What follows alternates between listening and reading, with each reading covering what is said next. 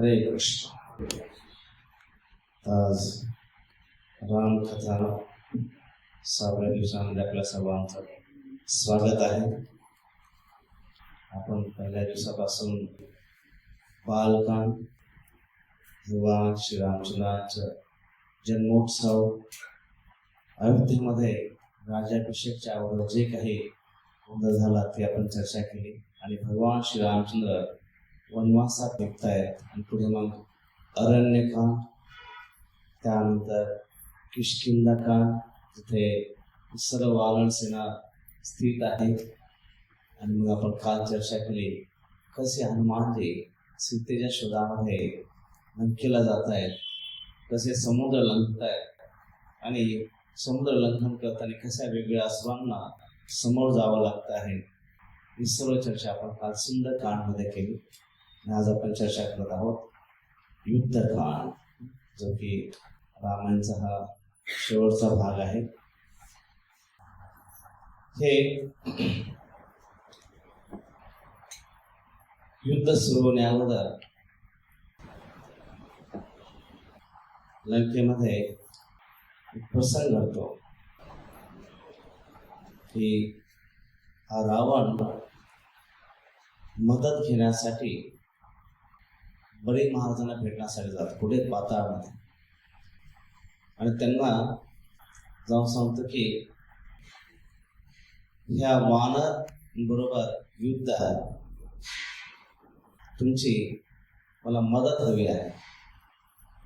बळी महाराज सांगतात की तुझे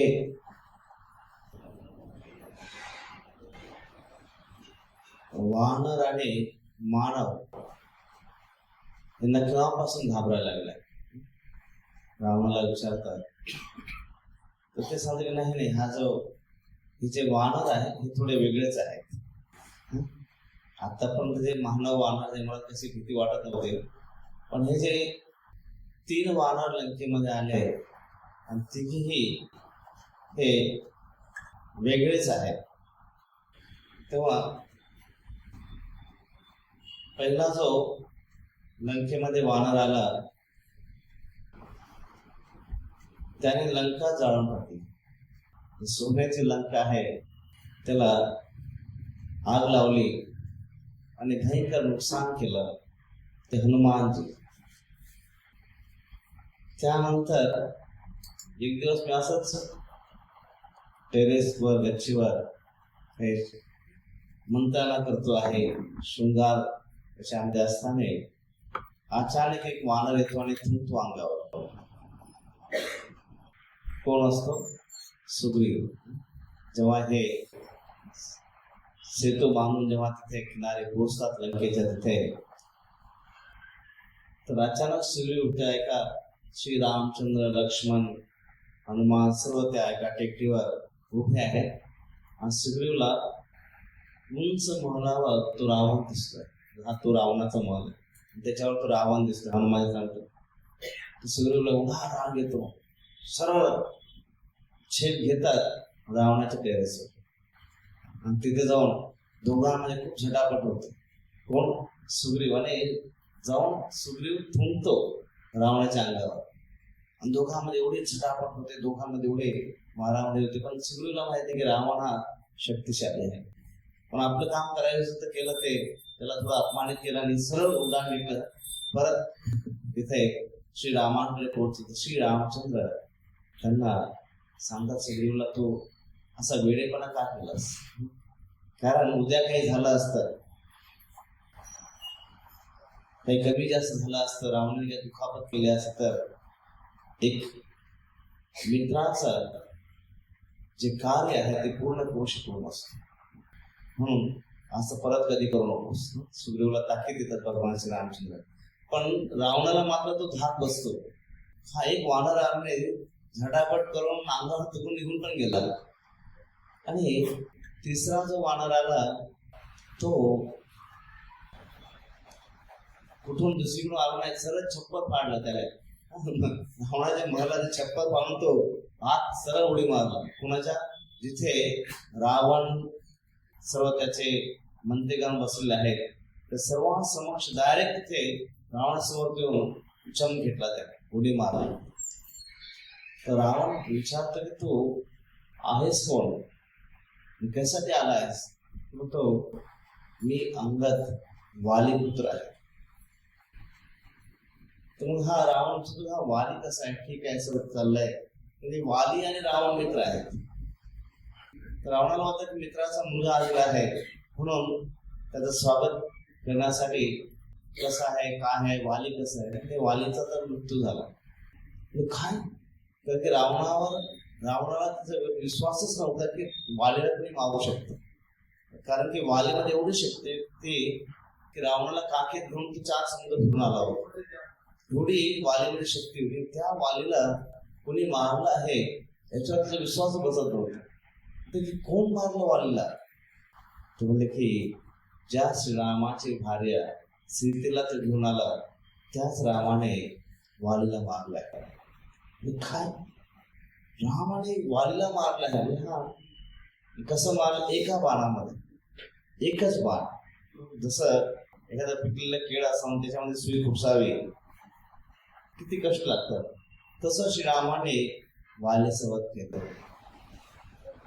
तर म्हणून मी संदेश हा निरोप देण्यासाठी आलो आहे. ते राम आलेले आहेत. ज्या रामाने वालीचा असा वध केलाय ते राम आलेले आहेत. अजूनही वेळ आहे सीतेला परत कर. परंतु रावणाची स्थिती थोडी वेगळी होती. रावण कुठल्या कॅटेगरीचा होता? HMS category. म्हणजे HMS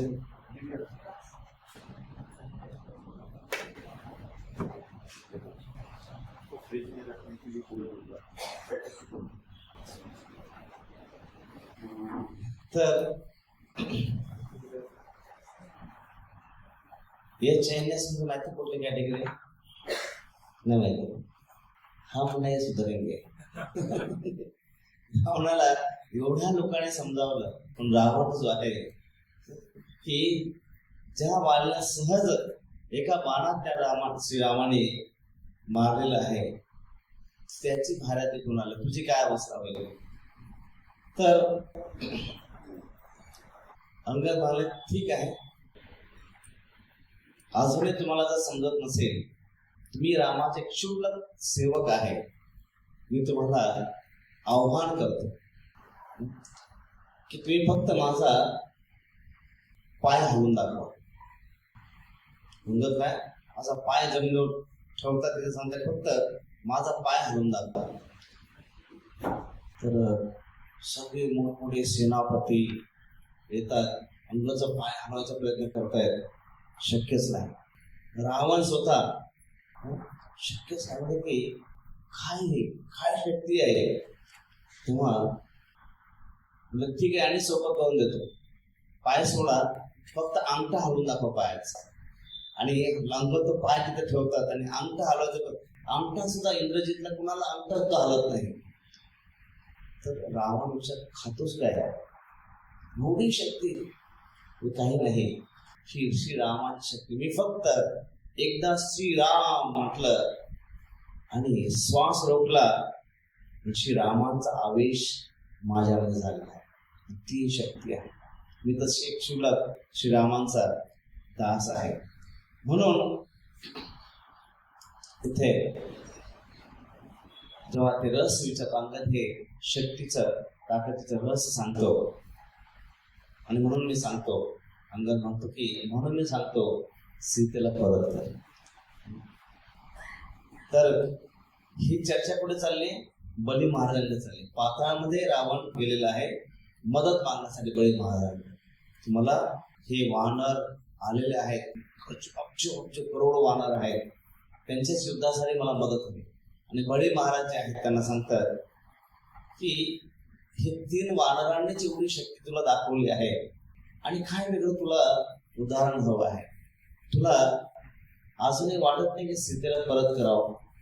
बळी महाराज रावणाला सांगतात.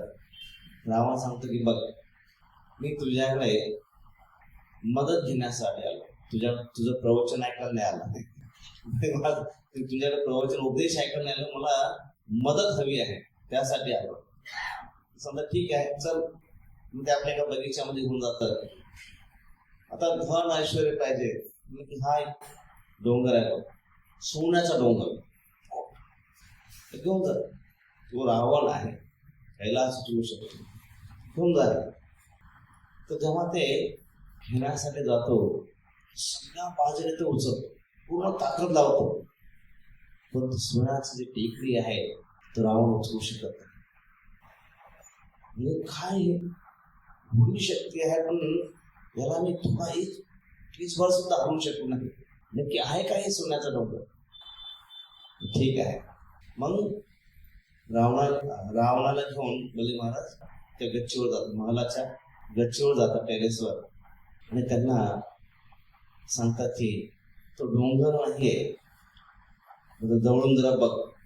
रावण म्हणतो हे तर कर्णकुंडल आहे, कानातलं कर्णकुंडल आहे. कुणाचं आहे? म्हणे हिरण्याक्ष. हिरण्यकश्यप हिरण्याक्ष होते असुर, त्या हिरण्याक्षाचं एक कर्णकुंडल आहे. जेव्हा वरादेव आणि हिरण्याक्ष यांच्यामध्ये झटापट झाली, दोघांना युद्ध झालं, तर वरादेवाने एक कानामागे वाजवली, एक झापड दिली, आणि तो हिरण्याक्ष मृत्युमुखी पडला, आणि त्याचा एक कर्णकुंडल जे आहे लांब ओढून इथून पडलं. हे हिरण्याक्ष कर्णकुंडल. त्या मागच्या जन्मातला हिरण्यकश्यपू आता तू रावण आहेस. त्या जन्मातला हिरण्यकश्यपू तू आता रावण आहे, आणि तेच वरादेव आता श्रीराम आहे. पण तुला ते हिरण्याचं कर्णकुंडल उचलत नाहीये, तुझी शक्ती खूप कमी झाली. पण ते वरादेव श्रीरामाची शक्ती तीच आहे. अजूनही तुला सांगतो, सीतेला परत कर. पण तरीही रावणामध्ये ती इच्छा होत नाही. आणि अशा प्रकारे सर्व सेना, जी वानर सेना आहे, समुद्र किनारी पोहोचलेली आहे. हनुमानजी आपण बघितलं काल, जसं श्रीरामचंद्र हा निरोप मिळाला, लगेच श्रीरामचंद्र वानर सेनेला घेऊन निघाले. आणि इथे जेव्हा पोहोचले, त्या समुद्र किनारी जेव्हा पोहोचले, पूर्ण वानर सेना, किती मोठी वानर सेना होती आपण परवा बघितली की 1 लाख असे 100 लाख म्हणजे 1 करोड. 100 लाख ते 1 करोड. 1 लाख करोड म्हणजे 1 शंकू. 1 लाख करोड म्हणजे 1 शंकू. 1 लाख शंकू म्हणजे 1 महाशंकू. 1 लाख महाशंकू म्हणजे 1 वृंद. 1 लाख वृंद म्हणजे 1 पद्म. 1 लाख पद्म म्हणजे 1 महापद्म. आणि 1 लाख महापद्म म्हणजे 1 खर्व. 1 लाख खर्व म्हणजे 1 महाखर्व. आणि 1 लाख महाखर्व म्हणजे 1 समुद्र. 1 लाख समुद्र म्हणजे 1 ओघ. 1 लाख ओघ म्हणजे 1 महाओघ. असे श्री रामचंद्रांबरोबर 1 करोड महाओघ एवढी वानर सेना होती. आणि ह्या वानर सेनेला म्हणून एकदा महाभारतामध्ये अर्जुन भगवंताला विचारतात, श्री रामचंद्र जर एवढे धनुर्धर होते, मग त्यांनी तो ब्रीज बांधायची काय, सेतू बांधायची काय गरज होती? त्यांनी बाणांचा सेतू बांधला पाहिजे होता, एवढे मोठे धनुर्धर होते. तर भगवान श्रीकृष्ण म्हणाले की तुला त्यावेळची जी वानर सेना होती काय होती ते माहिती नाहीये. आणि मग अर्जुनाला तो बाणांचा एक ब्रिज बनवायला सांगतात. हनुमानजीला बोलवतात. हनुमान जसे उभे राहतात तो ब्रिज तुटून जातो. म्हणजे हनुमानजी सारखे 1 करोड महाओघ वानर सेना होते, त्यांना पार करायचं होतं. तर हे सर्व समुद्र किनारी पोहोचले खरे, जायचं कसं? तेव्हा श्री रामचंद्र लक्ष्मण सर्व समुद्र किनारी वरून देवतांना प्रार्थना करतात की आम्हाला मार्ग दे. 1 दिवस झाला, 2 दिवस झाला, 3 दिवस झाले, उपवास चालले आहे, व्रत चालले, प्रार्थना चालले, पण उत्तर येत नाही. 3ऱ्या दिवशी जेव्हा श्री रामचंद्र बघतात की इथे नम्रता प्रार्थनेने काम होणार नाही. श्री रामचंद्र, कारण की सीतेच्या विरह जो आहे उत्कंठाचे वाढत चालले. आणि सीता देवीने हनुमानजीला सांगितलं फक्त 30 दिवस तुमच्याकडे आहे. 30 दिवसात जर परत आले नाही तर सीता गळफास लावून येणार आहे. 30 दिवस बाकी. त्याच्यामध्ये आता हनुमानजी गेले परत रिटर्न श्रीरामचंद्रापर्यंत 3 दिवस झाले होते. सगळ्या एवढ्या वानर सेनेला समुद्र किनारी घेऊन येईपर्यंत 12 दिवस लागले होते. म्हणजे 15 दिवस गेले होते त्याच्यातल्या अगोदरच. म्हणून श्री रामचंद्र खूप व्याकुळ दुःखी झालेले आहेत. मग त्यावेळेस क्रोधित असे त्यांचे डोळे क्रोधाने लाल होतात आणि आपल्या बाण जेव्हा त्या धनुष्यावर चढवतात तर तो क्रोध फक्त त्या नजरेच समुद्राचं पाणी उकळायला लागतं, गरम व्हायला लागतं. सर्व तिथे जे जलचर प्राणी आहेत असे बाहेर उड्या मारू लागतायत. सर्वांना जीव कासावी झालेला आहे. आणि तेव्हा ब्रह्मदेव स्वतः हात जोडून बाहेर येतात. त्यांच्यावर गंगा वेगवेगळ्या नद्या ज्या आहेत नेत्रपाने ते प्रकट होत आहेत. आणि मग ते प्रार्थना करतात, हे राम, तुम्ही हे सर्व करण्यासाठी माझी प्रार्थनाच करणं काही जरुरी नाही. तुम्ही पूर्ण पुरुषोत्तम भगवंत आहात, सहज चालत सर्वांना घेऊन जाऊ शकता. पण एक अलौकिक अद्भुत काहीतरी कार्य घडावं म्हणून माझी प्रार्थना आहे की तुम्ही इथे सेतू बांधा. कधी कधी भगवान मानव सदृश रूप धारण करतात, कधी कधी भगवान मानवासाठी कार्य करतात, पण कधी कधी अद्भुत कार्य करतात. त्याच्यातून दाखवतात की ते भगवान आहेत. भगवान श्रीकृष्ण फक्त 7 वर्षाचे असताना गिरी गोवर्धन डाव्या हाताच्या करंगीवर त्यांनी उचललं. कधी छोट्या बालकासारखे रडतायत, वीज कडाली की आईच्या पदरामध्ये लपून बसतायत. इथं मानव सदृश कार्य करतात. कधी कधी असे भगवत दाखवतात की लोकांना तो विश्वास वाटणार भगवान आहेत. तिथे श्री रामचंद्र असा तो सेतू बांधण्याचं कार्य चालू होतं. वरुणदेव जेव्हा सांगतात कृपा करून तुम्ही सेतू बांधा. आणि मग सर्व वानर सेना जे आहे सेतू बांधण्यासाठी झडते. मोठमोठी डोंगर वृक्ष तिथे आणले जात आहेत. आणि समुद्रामध्ये हा जो सेतू आहे आता 5 दिवसामध्ये हा सेतू पूर्ण होतोय. जवळजवळ 800 मैल लांब आणि 80 मैल रुंद. 800 मैल लांब आहे आणि 80 मैल रुंद असा हा सेतू. त्याच्यामध्ये या सर्व प्रत्येक जो दगड टाकला जातोय, वृक्ष टाकला जातो, तो काय लिहिलं जात आहे, राम. प्रत्येक वानर येतोय राम लिहितो आणि सगळे जे पाषाण आहेत हे तरतायत. ते सेतू बांधताना लीला घडली.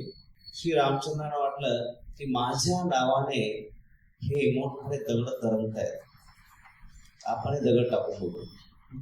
आणि श्री रामचंद्राने सहज कुणी आजूबाजूला नाही बघितलं आणि राम लिहिलेलं नाहीये, फक्त असं दगड माझ्या नावाने जर दगड तळतायत आपण दगड टाकू. आणि श्री रामचंद्राने दगड टाकला आणि दगड बुडाला. दगड बुडाला. त्यांना वाटलं आजूबाजूला कुणीच बघत नाही, हनुमानजी बघत. हनुमानजी हसू लागले आणि म्हणाले, भगवंत तुमच्या नावाने पाषाण करतायत, पण ज्याला तुम्ही सोडलं तर बुडणारच नाही. तुमच्या नावाने जीव जे भवसागर पार करतात, पण ज्याला तुम्ही सोडलं तो तर बुडणारच. अशा प्रकारे सेतू बांधण्याचं कार्य चाललेलं आहे. आपल्याला हे पण माहिती कसे एकदा हनुमानजी मोठमोठे पाषाण मोठमोठे डोंगर पर्वत घेऊन येत आहेत, त्याच्यामध्ये टाकतायत. आणि अचानक बघतात एक खारुताई जे तिथे लोट करते आहे, वाळूचे कंदे ढकलते आहे. हनुमानजी म्हणतात, त्यांना काळजीपूर्वक ते म्हणतात की तू अशी इकडे तिकडे जर मध्ये फिरत राहिली तर कुणाचा पाय पडेल, चिरडून जाशील बाजूला. श्री रामचंद्र जेव्हा बघतात ते हनुमानजीला थांबवतात. हनुमानजी तिची सेवा बंद करू नका. तुमच्या क्षमतेनुसार तुम्ही मोठमोठे पर्वत डोंगर आणून या सेतूसाठी मदत करताय. आणि ही जी खारुताई आहे तिच्या क्षमतेनुसार वाळूचे कण ढकलत आहे. तुमच्या मोठमोठ्या डोंगरांनी मोठमोठ्या शिळांनी हा सेतू तयार होतोय. तिच्या बारीक कणांद्वारे वाळूंद्वारे त्याच्या मेघा मधल्या भेगा ज्या आहेत त्या बुजल्या जात आहेत. त्याच्यामुळे दोघांचे कार्य जे आहे तेवढंच मला पुढे म्हणजे कोण कशी सेवा करतो आहे, कोण मोठमोठं मॅनेजमेंट करतोय, कोण मोठमोठे कथा करतोय, कोण मोठमोठं कीर्तन करतो आहे, कोण छोटासा इथे कोण झाडू मारत असेल. पण सेवा छोटी मोठी नाहीये. सेवा करण्यामागचा भाव कोण आपल्या क्षमतेनुसार किती सेवा करतो आहे, त्याची क्षमता काय आहे त्याच्यामध्ये भगवान त्याचा एथमा प्रपद्यन्ते तां तथैव भजाम्यहम्. त्याच्या क्षमतेनुसार जे करतो आहे स्वल्पमप्यस्य धर्मस्य त्रायते महतो भयात्. थोडी जरी कोणी धर्म मार्गावर प्रगती केली, थोडी जरी कोणी सेवा केली, भगवान मोठ्यातल्या मोठ्या संकटातनं त्याला पार करतायत. अशा प्रकारे हे सेतू बांधण्याचं कार्य चालू आहे. बघा आपल्याकडे आता एवढ्या सुविधा आहेत, तरी एक छोटासा ब्रिज जरी बांधायचं म्हटलं 2-3 वर्ष लागतात आणि ते पण कधी पोहोचेल भरोसा नसतो. आणि इथे हा सेतू यांनी वानर सेनेने 5 दिवसामध्ये पूर्ण केला. आणि अशा प्रकारे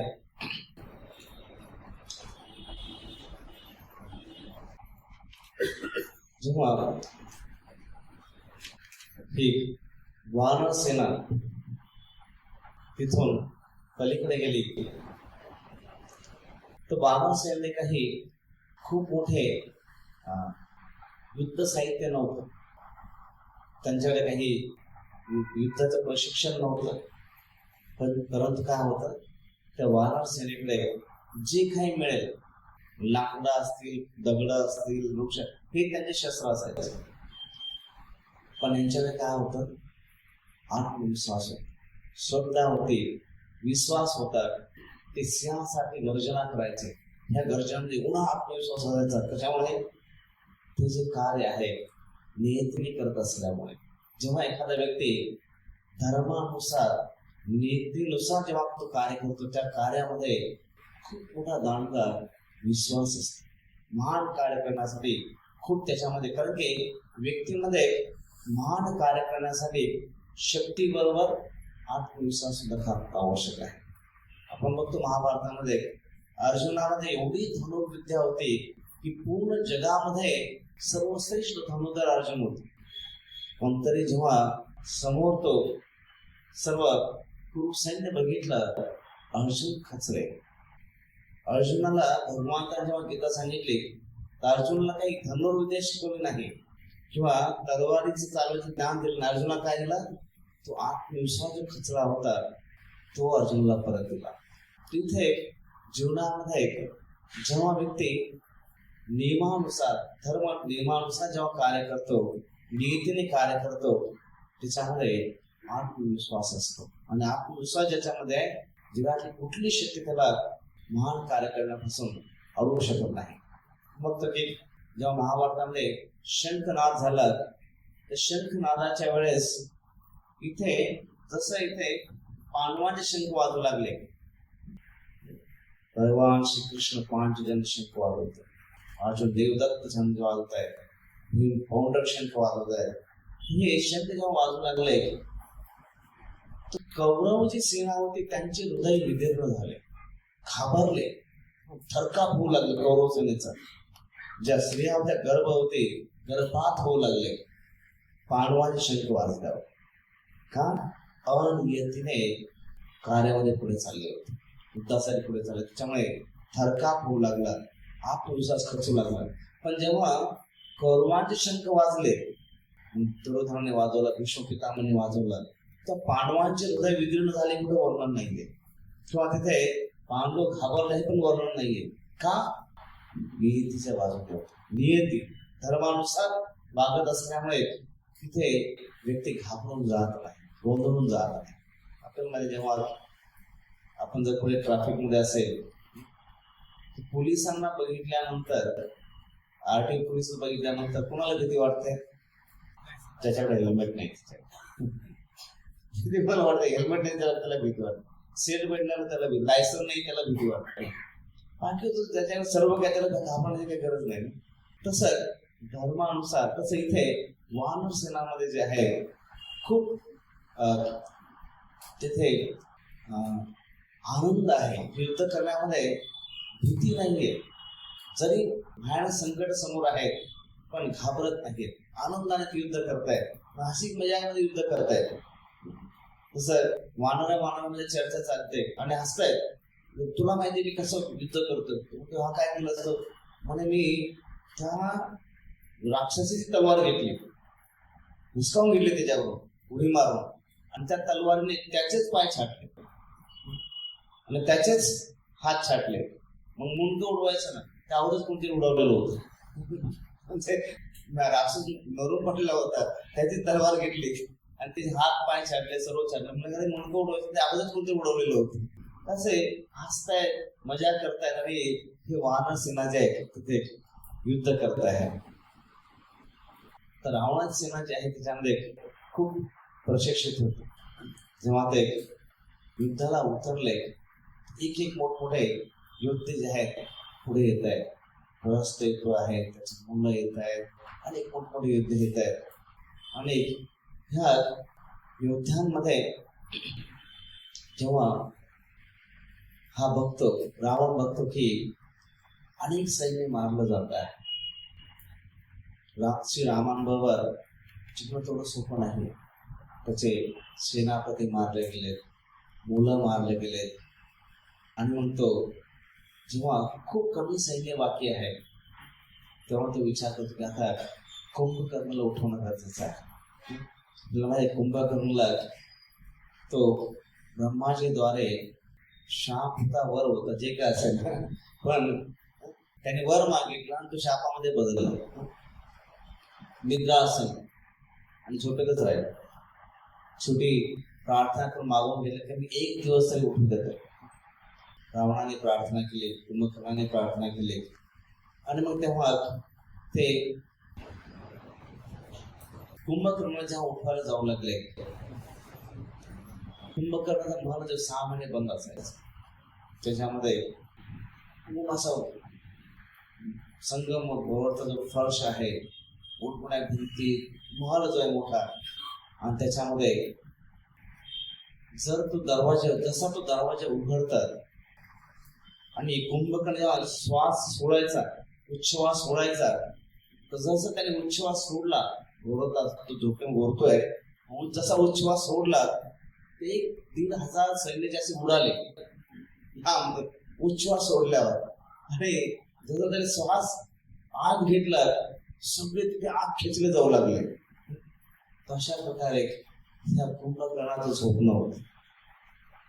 कधी कधी घरामध्ये पण ऐकायला येतं ना, काय कुंभकर्ण सगळं झोपलायस, उठ. तर तिथे कुंभकर्ण उठवण्यासाठी हजारो सैन्य तिथे पोहोचलाय. आणि एवढंच नाही, तिथे घोडे आहेत, हत्ती आहेत, त्यांच्या पायांना आणखीची धार ते फरशे लावलेले आहेत आणि ते त्याच्यावर फिरवले जात आहेत. तरी हा कुंभकर्ण उठत नाही. त्याच्या नाकामध्ये पाणी ओततायत, कानामध्ये पाणी ओततायत, तरी तो हलत नाही. त्याच्या भुवया ज्या आहेत असे 50 आसूर जे पकडतात त्याला खेचतायत, तरी तो उठत नाही. हे कुंभकर्णाचं झोप आहे. शेवटी अनेक तास हे प्रयत्न चालले आहेत. आणि हे सर्व झाल्यानंतर कुंभकर्ण, जसं एखाद्याला आपण असा थोडा हात टच केल्यावर माणूस जांभळीत माणूस उठतो ना, तसं काही झालंच नाही. असं कुंभकर्ण एकदम आल्हाद उठतो.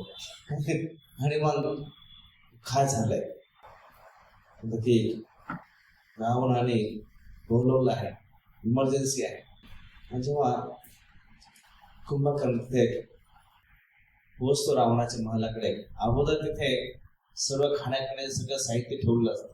मोठमोठे ड्रम भरून रक्त आहे, मांस आहे, सगळ्या गोष्टी ठेवलंय. खातो पितो मसन मग रावणाच्या महलाकडे. रावणाला त्याशी बोलण्यासाठी 3ऱ्या मजल्यावर यावं लागतं. आणि मग जेव्हा तिथे काय झालंय, म्हणजे श्रीराम आणि लक्ष्मण वानरांबरोबर आले. अब्ज करोडो वानर सेना आहे. आणि हे सर्व कशामुळे झालं? सीतेचं अपहरण केलं. तो कुंभकर्ण त्याला ओरडतो की काय गरज होती तुला? बैल तुझी मार करायची काय गरज होती? तुझ्याकडे काय तुझी पत्नी नाहीये, तुझ्या काय स्त्रियांची कमी आहे, काय गरज होती तुला? आणि विभीषणाने तुला सल्ला दिला नाही का? आणि विभीषण नाही, विभीषण पुढे गेलो आणि विभीषण अगोदर सोडून गेले. हा सल्ला चांगला द्यायचा विभीषणने प्रयत्न केला आणि विभीषणलाही हद्दपार होऊन तो रामाला जाऊन द्या. ही मूर्खपणा करायची काय गरज होती तुला? तुझा एवढा चांगला राक्षसी वंश आहे, मुलं आहे, सर्व आहे. आणि जेव्हा कुंभकर्णाला कळतं की अनेक मोठमोठे सेनापती मारले गेले, रावणाचे मुलं मारले गेले, त्याच्यामुळे त्याला खूप दुःख होतं. तर ठीक आहे, जसं असे ना, चूक तर झालेली आहे. रावण पण म्हणतो ठीक आहे, चूक तर झाली, पण आता तुला उपदेश करत बसणार की युद्धाला जाणार ते सांग. रावण सांगतो ठीक आहे, मी युद्ध करणार आहे. आत्ता जाऊन राम लक्ष्मण जे काही वानर सेना आहे काही मिनिटात त्यांना सर्वांना खलास करून येतो. तेवढं शरीरच आडदांड आहे त्या कुंभकर्णाचं. आणि मग जेव्हा कुंभकर्ण त्या सीमेतून त्या द्वारातून बाहेर पडतो, सर्व वानर सेना बघतच राहतात. ह्या मोठा पर्वत आपल्याला कसा चालत येतो? मोठा पर्वतासारखा हा कुंभकर्ण जेव्हा चालत येऊ लागला तर त्याच्या पायाखाली असे शेकडो वानर असे चिरडले जाऊ लागले. तो जेव्हा चालत येऊ लागला असे 50-60 वानर असं हातात यायचा आणि तो त्याचं तोंड म्हणजे असं गुफेसारखा, मोठी गुफा असतात तिथं. तोंडामध्ये काय 40-50 वानर असे सर तोंडामध्ये टाकतोय आणि चावताना पुढे जातो. मी हा तोंडात हातात घेतोय, 40-50 तो तोंडामध्ये टाकतो. अशा प्रकारे एक हा वानर कुंभकर्ण जो आहे जसं जसं पुढे येऊ लागला तर हनुमानजी मोठा दगड, मोठी शिळा घेतली, जोरात कुंभकर्णाच्या छातीवर मारली. शिळा जे आहे असे पावडर होऊन खाली पडले. आणि मग सुग्रीव मोठी गदा घेऊन त्याच्या छातीवर मारायला गेला. नाही असा एक हात मारला, फक्त ते गदा येण्याचा हात मारला आणि सुग्रीव लांब उडून त्या दगडात जाऊन दगडावर आदळले. अंगद आले, सर्व एक एक जण त्या जेव्हा येऊ लागले तर हे सर्व जे बाण मारतायत, दगड मारतायत, हे सर्व कुंभकर्णासाठी कसं वाटवतात? कुणी त्याच्यावर फुलं टाकतात असं वाटत, कुणी ते फुलांचा वर्षाव करतायत. इतके ते मोठमोठे दगड आणि ते कुंभकर्ण काय वाटतच नव्हतं. तेव्हा सुग्रीव परत त्याने जोरात उडी घेतल्याने जेव्हा त्याला छाती मुष्टी प्रहार करायला गेला सुग्रीव, कुंभकर्णाने त्याला मुष्टी प्रहार करण्या अगोदरच असं हातात पकडलं, खांद्यावर टाकलं आणि सरळ तो चावलं. पण मुष्टी प्रहार झालं काय होता? सुग्रीव बेशुद्ध झालं. आता वानरांचा राजाच घेऊन गेल्यावर सगळी वानर सेना हतबल झाली, खचली. आणि हा कुंभकर्ण जो आहे हळू त्या लंकेच्या द्वारात आत प्रवेश. जसं तिथे पोहोचला सगळी लंकेची जी प्रजा आहे पुष्पवृष्टी करू लागली. वानरांचा राजा कुंभकर्ण घेऊन आलाय आणि त्याच्यावर सुगंधित द्रव्य शिंपडतायत, फुलं शिंपडतायत, थंडगार पाणी त्याच्या कुंभकर्णावर शिंपडलं जातं का आता विजयी होणार आहे. पण झालं काय, कुंभकर्णासाठी ते पाणी शिंपडतायत पण ते पाणी सुग्रीवच्या गालावर पडायला लागलं. जसं सुग्रीव तोंडावर पाणी पडायला लागलं तर सुग्रीव जागा झाला, बेशुद्ध होता. सुग्रीव जसा जागा झाला त्याने लगेच रावण कुंभकर्णाचं मस्तक पकडलं आणि जोरात कान चावला. तो कान जो आहे पूर्ण खेचून तोडूनच काढला. तो कुंभकर्ण, ज्याचं नावच काय, कुंभ म्हणजे मडकं आणि कान, कुंभकर्ण म्हणजे कान, ज्याचे कान मोठ्या मडक्यासारखे आहेत. त्या कुंभकर्णाचा कान चावला, तोडला आणि हा एका कुंभकर्ण चौथाला चिरला. तो सुग्रीवच्या मागे धावू लागला. पण सुग्रीव जे आहे वानर आहे, शेप घेतली, उडी घेतली, सर्व वानर सेनेमध्ये पोहोचला. तिथे कुंभकर्ण जो आहे हा एक कशाचं प्रतीक आहे? अहंकाराचं प्रतीक आहे. जो अहंकारी व्यक्ती असतो ना, त्याला नेहमी वाटत असतं की कोणीतरी माझी स्तुती करावी. त्याला कानाने आपली स्तुती ऐकायची असते. मी किती चांगला आहे, मी किती छान आहे, मी किती चांगलं आहे, हे नेहमी त्याला ऐकायचं असतं. आणि त्याच्यामुळेच आपण बघतो की कधी कधी काही वरिष्ठ लोक असतात, नेते मंडळी असतात, आणि त्यांच्या आजूबाजूची लोक काय आहेत, त्यांना एवढं त्यांच्याबद्दल चांगलं चांगलं सांगत राहतात की बाहेर लोक किती रडत आहेत ते त्यांना कळतच नाही. साहेब तुम्ही चांगले, साहेब तुम्ही असं, साहेब तुम्ही, म्हणजे काय, ते ऐकण्याच्यामध्ये जे आहे समाजापर्यंत, समाजाचं दुःख त्यांच्यापर्यंत पोहोचतच नाही.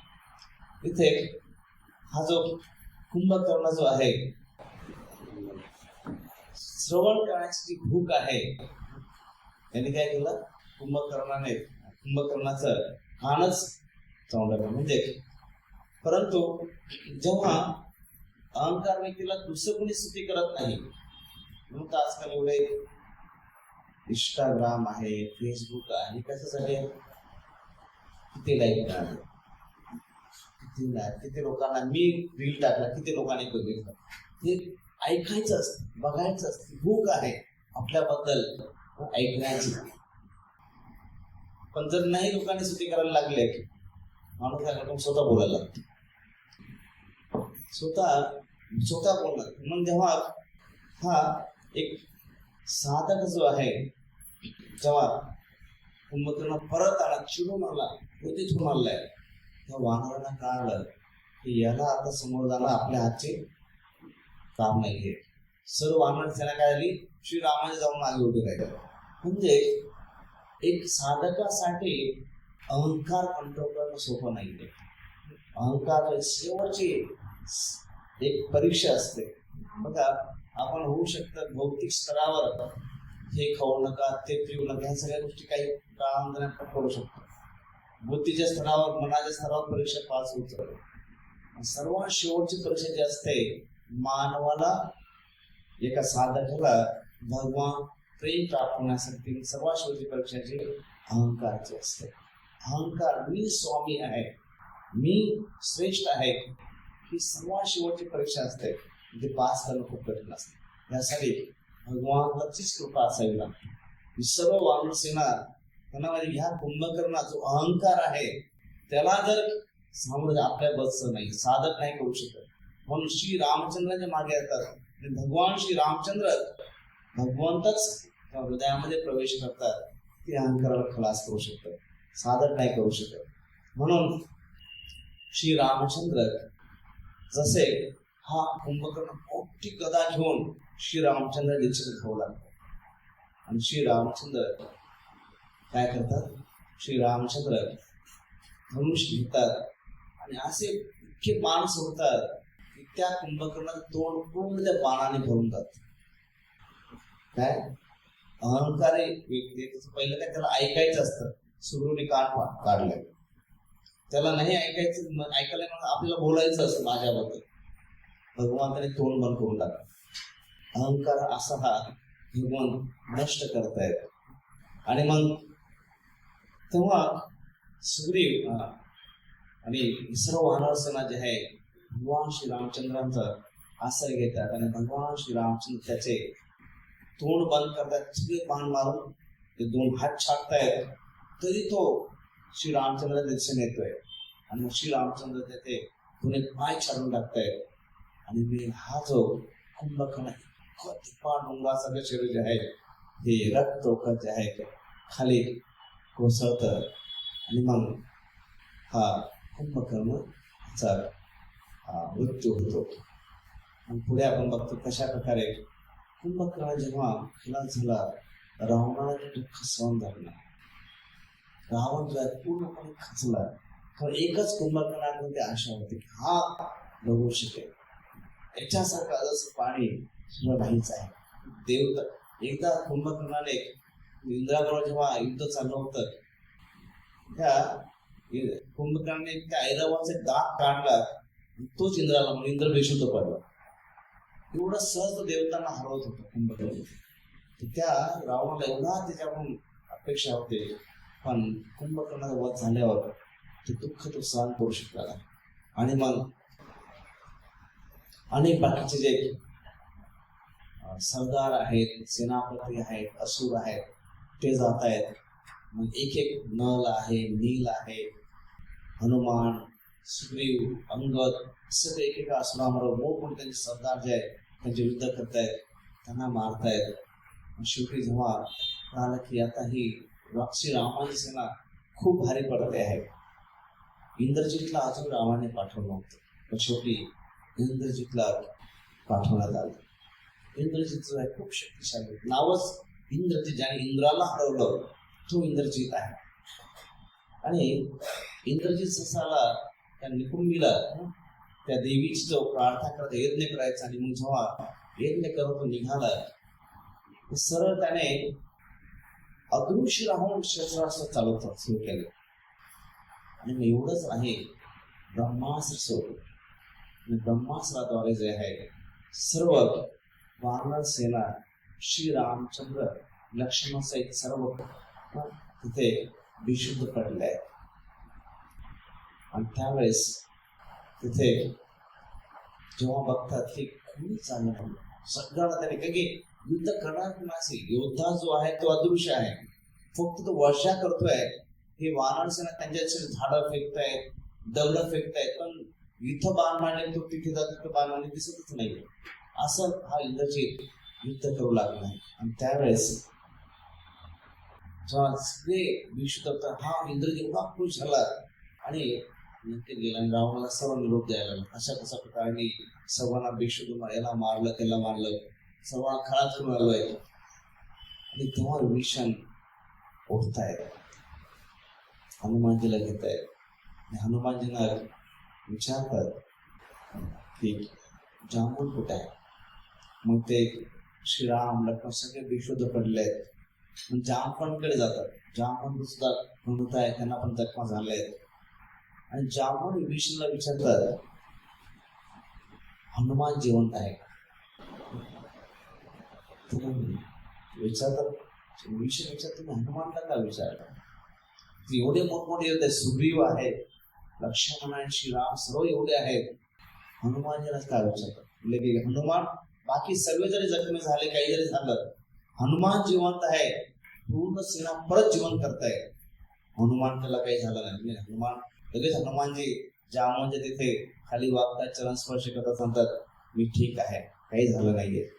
आणि मग तेव्हा हे सर्व बेशुद्ध आहे, तो आत्ताच्या आता जाग हिमालयात जाऊन ऋषभ पर्वत आणि कैलास पर्वतच्या मध्ये हा द्रोणाचल आहे, तिथे जाऊन हे विशेष, तिथे गेल्यावर तुला लक्षात येईल की ते पूर्ण पर्वत जो झगमगतो आहे, चकाकतो आहे. तिथे जाऊन तो ह्या 4 वनस्पती घेऊन मृत संजीवनी, विशाल्य करणे, सुवर्ण करणे आणि संधानी, या 4 ज्या वनस्पती घेऊन, कारण की मृत संजीवनी जे आहे मृत व्यक्तीला जिवंत करते, मृत संजीवनी. विशाल्य करणे जे आहे, ज्या शस्त्रांनी जखमा झालेल्या आहेत, शस्त्र बाहेर काढल्यानंतर लगेच ते जखमा बरी करण्याचे विशाल्य करणे. आणि सुवर्ण करणे जे आहे, जे शरीर इतकं थकलेलं आहे, जवळजवळ मृतमय झालेलं आहे, त्या शरीराला परत आहे तसं पूर्ववत आणणारे सुवर्ण करणे आहे. आणि संधाने जे आहे, ते जे काही हाडं तुटलेले आहेत, जे काही हाडं अवयव इकडे तिकडे वास्तव्य झालेले आहे, ते सर्वांना जोडणारे जे आहे संधानी करणे, त्या 4 वनस्पती होते. आणि मग हनुमानजी लगेच निघतात, छेप घेतात, महेंद्र पर्वतावर, तिथं त्रिकूट पर्वत जो आहे त्याच्यावर जातात, छेप घेतात. जेव्हा छेप घेतात तर सगळी जी राक्षसी जी सेना आहे आता एवढी थरकाप होते की तो वेग जो असतो हनुमानजीचा, पूर्ण त्या लंकेमध्ये भूकंप येतो छेप घेतल्याने. आणि जेव्हा हनुमानजी तिथे पोहोचतात हिमालयाजवळ, तिथे एक साधू असतो, हनुमानजींना वाटतं की याला विचारावं हे हा पर्वत कुठे आहे, द्रोणाचल कुठे आहे, कुठून मला हे वनस्पती मिळते. तर साधू वेशामध्ये जो साधू नसतो, रावणाने असुर पाठवलेला असतो काल नेमी. जसे हनुमानजी पोहोचतात, हा असुर जो आहे हनुमानजीला सांगू लागतो, मला माहिती तू श्री रामचंद्रांचा सेवक आहे. राम आणि रावणामध्ये युद्ध चालू आहे. मला माहिती आहे रामच युद्ध जिंकणार आहे. मला माहिती आहे तू कशासाठी आला आहे. मला तर हनुमानजी बघतात की हा श्री रामाची स्त्री करतो आहे, पण प्रत्येक गोष्टीमध्ये मी आहे. मला माहिती आहे, मी हे जाणतोय, मला माहिती आहे रामाची स्त्री करतोय, परंतु मी जास्त याच्यामध्ये आहे. त्यांना शंका येते. आणि हा जो आहे म्हणजे बऱ्याच वेळेस शुद्ध भक्त जे आहेत हे आपलं वर्णन करताना भगवंताचं वर्णन करतात, आपल्याबद्दल सांगताना भगवंताचं गुणगान करतात. अहंकारी व्यक्ती जो आहे भगवंताचं वर्णन करताना आपलं साधून घेतो, आपलं वर्णन करतो. फरक आहे. शुद्ध भक्त जो आहे आपल्याबद्दल सांगताना भगवंताचं जास्त वर्णन करतोय. हनुमानजी जे आहेत हे आपली ओळख करून देताना मी रामदास आहे, मी रामाचा सेवक आहे. आपलं ओळख द्यायची पण श्रीरामांचं वर्णन करतोय. पण हा जो आहे श्रीरामांचं वर्णन करताना आपल्याबद्दल जास्त सांगतोय, मला माहिती, मी जाणतो, मी हे केलंय, मी ते केलंय. हनुमानजी ओळखतात. पण तो सांगतोय ठीक आहे, तुला मी रामाचं कार्य करण्यासाठी मी तुला खास एक शक्ती देणार आहे, वर देणार आहे. तू नदीमध्ये स्नान करू. आणि हनुमानजी बाजूलाच नदी असते, तिथं जातात स्नान करण्यासाठी. स्नान करत असताना पाणी युद्ध चालू झाल्यापासून हनुमानजीला पाणी प्यायला वेळच मिळाला नसतो. जेव्हा ते नदीमध्ये पाणी पिऊ लागतात आणि पितायत अचानक त्यांना लक्षात येत आहे मगरीने त्यांचा पाय पकडला. आता इथे हनुमानजी एका हाताने मगरीशी लढतायत आणि एका हाताने पाणी प्यायचं काम चाललंय. एका हाताने मगरीला पण झटकण्याचा प्रयत्न चाललाय आणि एका हाताने पाणी पण पितायत आणि ते मगरीला मारतात.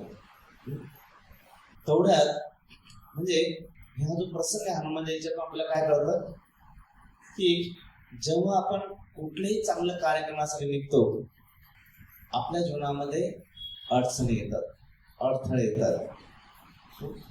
आणि एका बाजूला पाणी पीत राहणं, एका बाजूला मगरीशी लढणं, दोन्ही गोष्टी माणसाला जीवनात करता आल्या पाहिजे. एकीकडे आपल्याला साधक जेव्हा भक्तीमध्ये पुढे जातो, साधकाला भक्तीचा रस घेत राहिला पाहिजे. भक्तीचा रस कशाने मिळणार आहे? हरिनाम केल्याने मिळणार आहे, सत्संग केल्याने मिळणार आहे, भागवत वाचल्याने मिळणार आहे. साधकाला ते करत कारण की अडचण येणार आहे, त्याच्यामुळे त्याला ते साधना करत राहणं, भक्तीचा रस पित राहणं. दुसऱ्या बाजूला मगरीशी लढणं म्हणजे मायाशी लढतात. जे भक्तीमध्ये विरोध येत आहेत, जे अनर्थ येत आहेत, ज्या काही वाईट गोष्टी आपल्या भक्तीपासून दूर होऊन जायला येत आहेत, त्यांना दूर करत सुद्धा व्यक्तीला राहायला पाहिजे. तो जर नाही पहिला मायाशी लढतो नंतर मग भक्ती करतो, कधीच होणार नाही.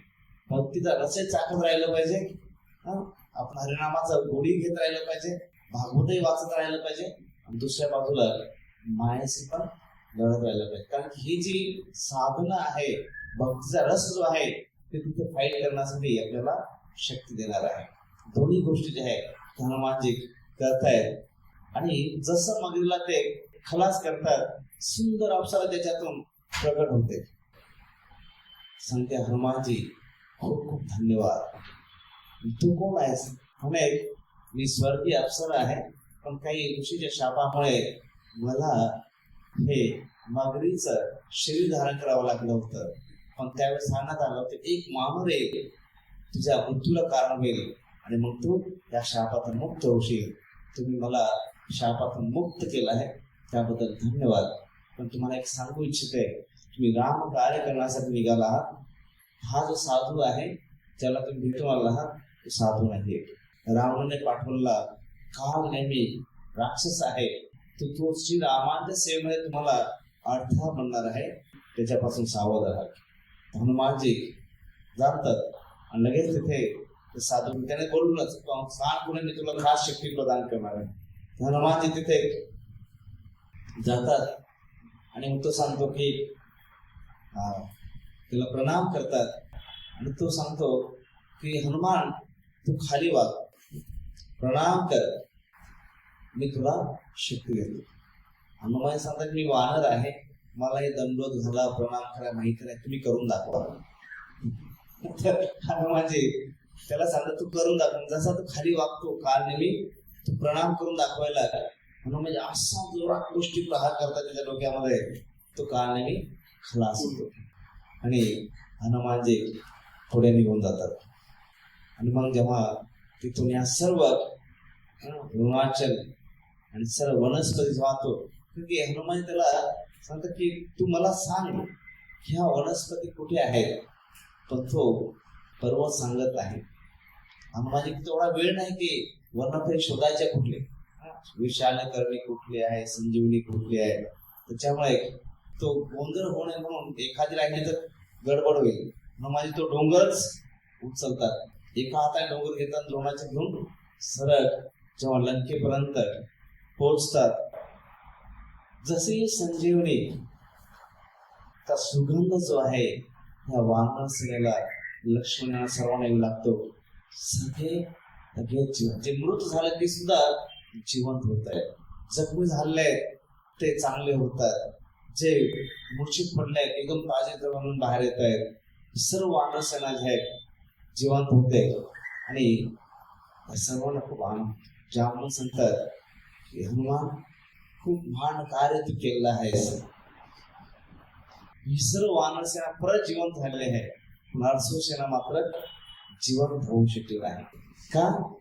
कारण श्री रामचंद्राने सांगितलं होतं कोणीही वानर जखमी हो काही हो त्याची पूर्ण सुरक्षा झाली पाहिजे. जर कोणी मृत झालाच तर सर्वांना एका ठिकाणी ठेवायचं आहे, सर्वांना जमा करून एका ठिकाणी ठेवायचं आहे. मृत समजा सर्वांचे अंत्यसंस्कार एकदाच आपण करणार. म्हणजे बघा श्री रामचंद्रांच्या मनामध्ये किती आदरभाव आहे की वानर सेना जे मृत झालेले आहे त्यांचे पण अंत्यसंस्कार झाले पाहिजे, ही भावना कोण ठेवू शकतं.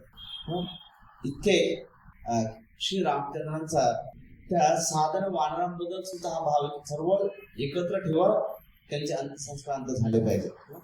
आणि रावणाने काय केलं होतं, आदेश देऊन ठेवला होता की हिची वानर सेना जे युद्ध होईल वानरांबरोबर, जेवढे असुर मरतील सरी असुरांना काय करायचं, समुद्रात फेकून द्यायचं. का? किती असुर मेले जर आजूबाजूला दिसले तर काय होईल, त्यांना कळेल की एवढे आमचे सैन्य मेले.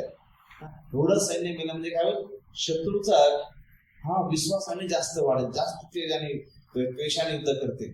म्हणून आपलं सैन्य किती मला कळायलाच नाही पाहिजे. मग त्यांनी काय केलं, समुद्रामध्ये टाकून दिले सगळे. आणि अशा प्रकारे इथे हे जे सर्व युद्ध आता खूप आणि जोमाने चालू होते. पण एकदा लक्षात येतं की श्री रामांची सेना जी आहे जास्तच जखमी होऊ लागल्या. इंद्रजी रावण यांच्या ह्याच्यामध्ये तेव्हा भगवान श्री रामचंद्रांनी काय केलं, एक मोहिनी अस्त्र फेकलं. ते मोहिनी अस्त्र जेव्हा फेकलं झालं काय, तर मोहिनी अस्त्राच्या याच्यामध्ये प्रत्येक व्यक्ती राम दिसतोय. मोहिनी अस्त्र काय होतं की प्रत्येक व्यक्ती राम दिसणार. तेव्हा जी आसुरी सेना जी आहे त्यांना पण प्रत्येक जण राम दिसतोय. त्याच्यामुळे आसुरी सेना काय करते, राम दिसला मारा त्याला. ती आसुरी एकमेकांनाच मारतायत, कारण की त्यांना आसुरी जे याच्यामध्ये राम दिसतात त्याच्यामुळे ते मारतायत. आणि ही वानर सेना जे आहे त्याच्यामध्ये राम दिसल्यामुळे एकमेकांना हात जोडतायत. प्रत्येक वानरला समोरचा राम दिसतोय, तो हात जोडतोय, एकमेकांना गळा भेटतायत, एकमेकांना एकदम आनंदाने तिथे एकमेकांना स्वागत करतायत. का? वानर सेनेमध्ये राम दिसणं म्हणजे खूप आनंद आहे. इकडे आसुरी सेनेमध्ये राम दिसलं की मारायचं आहे. म्हणजे जेव्हा भगवंताला युद्ध जिंकणं काही खूप विशेष गोष्ट नव्हते, फक्त मोहिनी अस्त्र टाकलं सगळे असुर आपापलाच एकमेकांना मारतायत.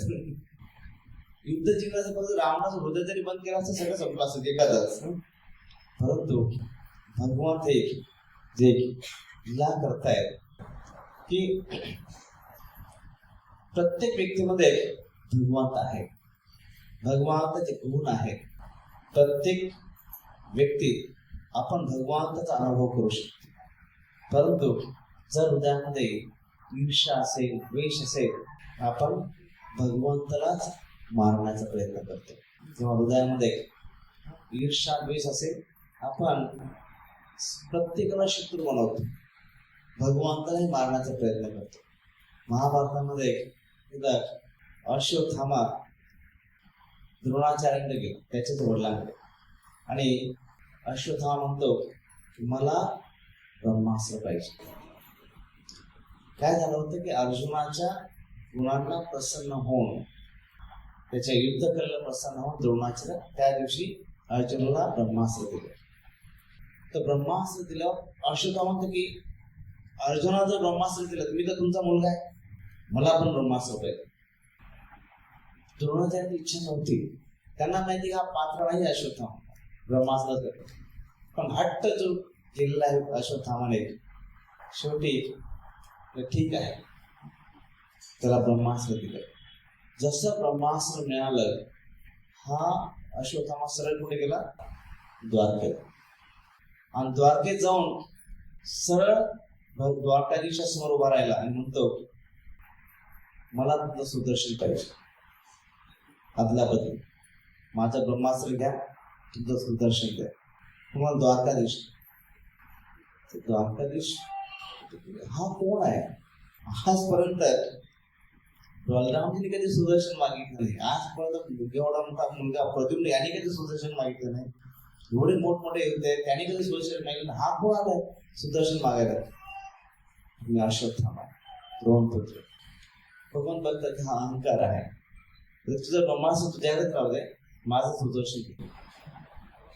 तर जसं भगवंताने सुदर्शन आपल्या बोटातून त्या अश्वत्थामाच्या बोटामध्ये देऊ लागलं, जसं त्या सुदर्शनाला स्पर्श झाला अश्वत्थामाचा, अश्वत्थामा बेशुद्ध पडला, डायरेक्ट खालीच कोसळला. तर शेवटी काही मिनिटांनी जेव्हा उठला, त्याला विचारलं, हो तुला आणि ब्रह्मास्त्र कशाला पाहिजे होतं, आपला सुदर्शन कशाला पाहिजे होतं? तू म्हणे तुम्हाला हे सुदर्शन तुमच्यावर सोडायचं होतं. कोणाचं? अश्वत्थामाची वृत्ती ही जी आहे असतो, जेव्हा ईर्ष्या द्वेष असतो, तो समोरच्याला फक्त कसं खाली खेचायचं, कसं मारायचं, कसं नष्ट करायचं, हाच दुसऱ्यांबद्दल तो विचार करत राहतो. कशामुळे? ईर्ष्या द्वेष भावनेमुळे. आपल्या हृदयामध्ये ईर्ष्या द्वेष न बाळगता आपण काय बाळगलं पाहिजे? भगवंताप्रती कृतज्ञता बाळगली पाहिजे, नम्रता बाळगली पाहिजे, समाज कल्याण कसं होईल, इतरांना आनंद कसा देता येईल, ही वृत्ती आपण बाळगली पाहिजे. नक्की ईर्ष्या क्रोध जो आहे बाळगण्याचा प्रयत्न केला पाहिजे. अंततः रावणाचे सर्व पुत्र मारले गेले. इंद्रदत्त ही लक्ष्मणाद्वारे खरा झालेला आहे आणि आता रावणाला युद्धासाठी यायचं. त्याच्या अगोदर आपण श्री रामचंद्राचे एक भजन गाऊया.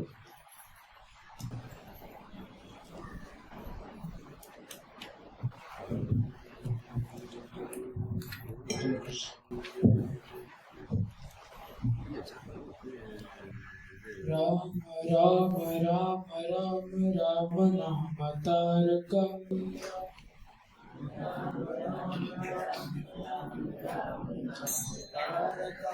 राम राम राम राम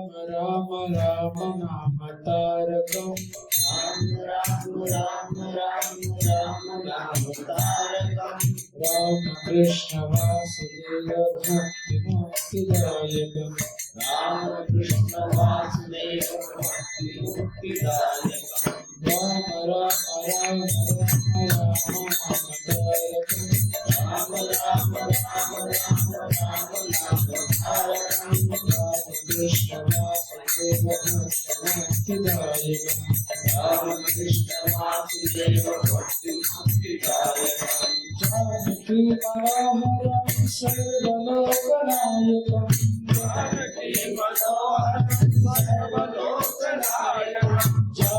मनोहरं सर्वलोकनायकं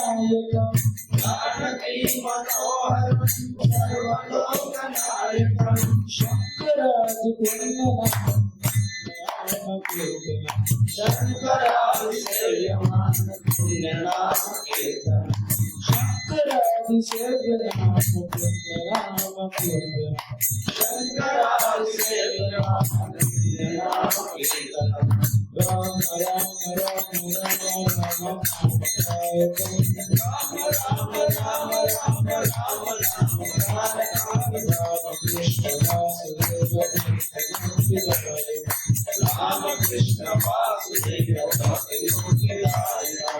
वीर शूर वंदितं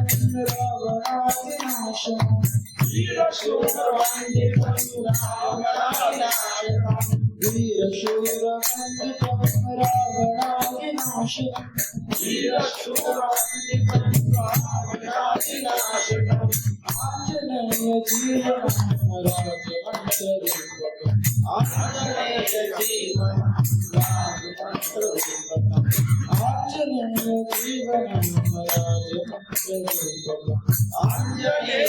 जीवन Ram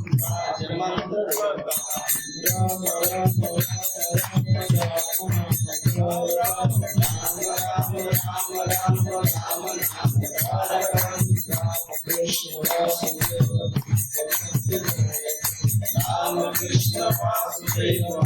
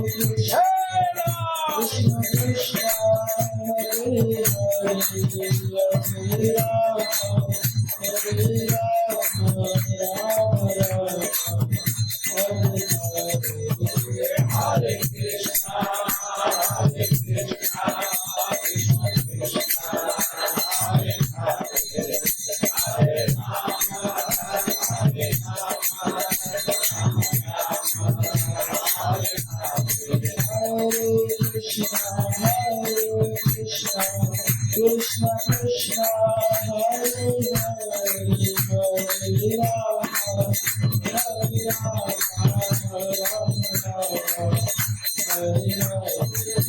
Hare Krishna Hare Krishna Krishna Krishna Hare Hare Hare Rama Hare Rama Rama Rama Hare Hare Jai Sri Ram Sita Ram Sita Ram Jai Sri Ram Sita Ram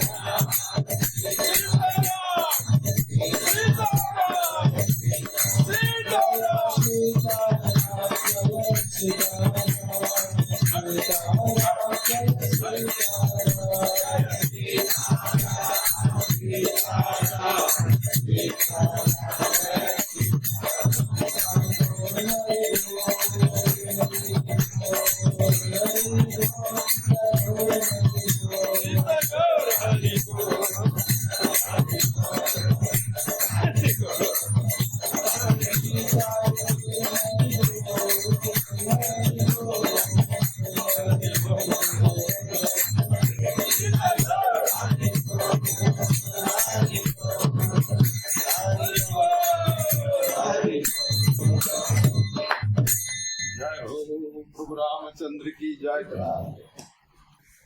Ravan इंद्रजितचा वधाची बातमी ऐकून, कारण की इंग्रजीचा जो वध आहे हा लक्ष्मणद्वारे होतो. लक्ष्मण जे आहे असाच व्यक्ती इंद्रजीचा वध करू शकतो ज्याने 14 वर्ष काही खाल्लं नाही, त्याने झोपला नाहीये, असाच व्यक्ती इंद्रजीचा वध करू शकत असतो. आणि तेही जेव्हा तो देवीची पूजा करत असतो.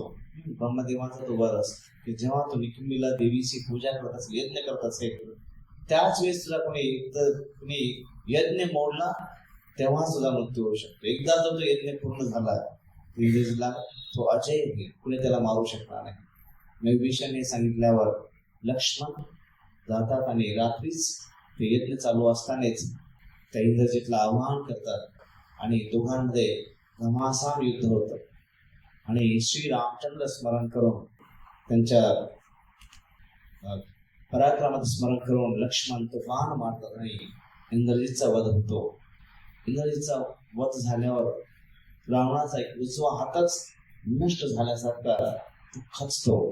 त्याला सुचत नाही की काय करू आणि काय नको. तो सीतेचा हे सर्व जे आहे कुणामुळे झालं आहे? सीतेमुळे झालं आहे. सीता ह्या सर्व माझ्या कुंभकर्णीला मृत्यूला कारण सीता आहे.